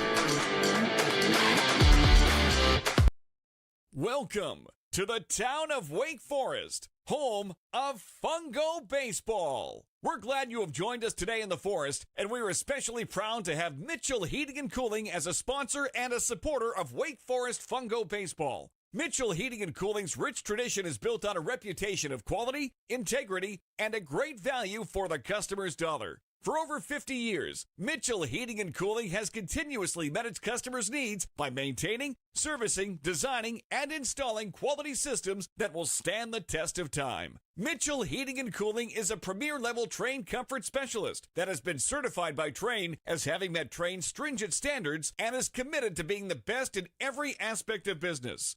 Reach out to us today at MitchellHVAC.com for all your heating and cooling needs. Enjoy your day here in the Forest and roll Fungo!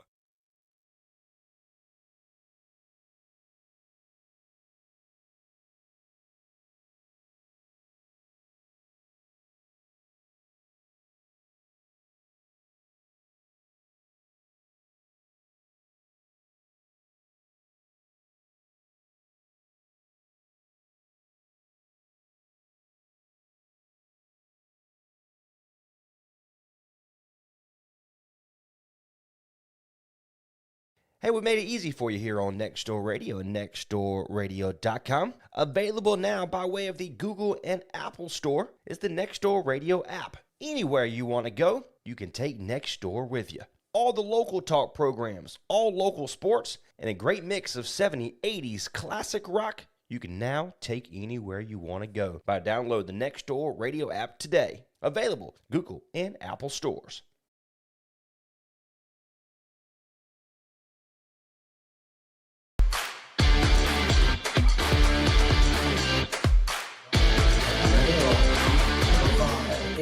Brown.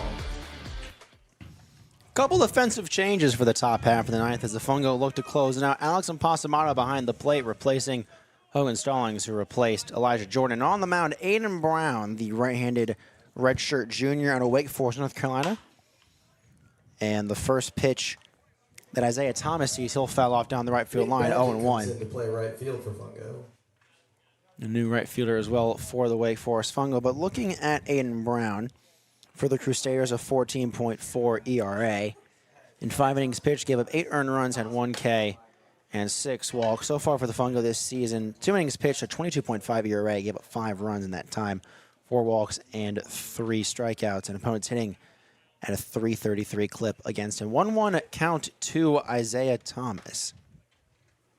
Looking to start a rally for the Clovers. 2-1 now, the count. Well, hopefully not. That's the plan. That's the plan, yes. We can't see any rally caps down there in the dugout for the pitch. There was another good pitch. Foul tip, 2-2. I can't get over how much better Ryan Manning got during the game. Kept extending, kept getting better. The lead for Aiden Brown to be able to close it out for the Fungo here. Got him. Swing and a miss. That's 1 down. Fungo now 2 outs away from a big win on this warm Wednesday night. And that's why you bring in, again, of course, how great Manning was. You're able to bring in a fresh arm, somebody they haven't seen in 5 innings. So credit to what they're doing. I mean, Aiden Brown has been tremendous all year. Going now is Jackson Dunlap. 2 singles on the day and a walk. They're bringing that double play in the top half of the first. Fungo now 2 outs away. First pitch from Brown outside, ball 1. After a big 8th inning from the Wake Forest Fungo to take the lead for the first time since it was 3-1. The next pitch from Dunlap hit over to Mita. He'll make a nice backhanded play. Pick play at first. Great job by Will Walker, and that's 2 away. And the Fungo just 1 out away from a huge win over the Clayton Clovers. We like to say a sick bounce. Ricochet to the left-hand side, but good job by the second baseman, or correction, the shortstop, excuse me. And Meta to be able to grab that, and then a great job by the first baseman, Walker, to get the bounce. So now comes the last chance for the Clayton Clovers. Garrett Muffett, the left-hander. Looks at a first pitch ball outside. And Brown's throwing some heat, trying to finish off this game. 2 outs. Be a big bounce back opportunity for Brown, too, after just throwing 2 innings. It throws a pitch right down the middle, strike 1.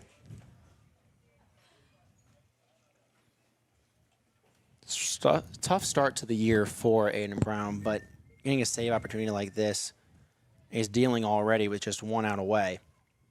A great sign. That pitch is going to be popped up to shallow left field. Looks like it's going to be Zenz making the play, and he does, and that will do it. Wake Forest Fungo with a huge 8th inning victory thanks to the play by Will Walker with the 2 RBI single, and he comes away with the victory. It will go down as a win for Ryan Manning after pitching what seemed like the entire game after we saw Houston Wills to start. And a great job.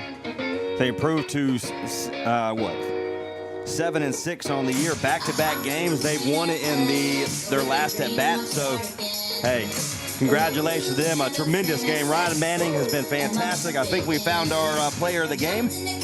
Brought to you we're gonna give it to Mitchell Heating and Cooling. The Mitchell Heating and Cooling player of the game. We'll go to Will Walker for his walk-off, we might as well call it. It wasn't necessarily a walk-off, but I like my pun, so I'm going to call it a walk-off. All day. Why not? And just like that, a great job by the Wake Forest Fungo. After a nail-biter last night, won last night 8-6, win this one 8-6. Back-to-back grueling victories, and they pull it out. You got to like what you're seeing if you're the Wake Forest Fungo. Absolutely. My friend, it's been a pleasure. I appreciate it. Great job. We'll do it again tomorrow night. Same time, same place here at Flaherty Park. We'll take on the Carolina Disco Turkeys. Until next time, God bless. I'm Trey. He's Josh. We'll see you later. Audio Jungle.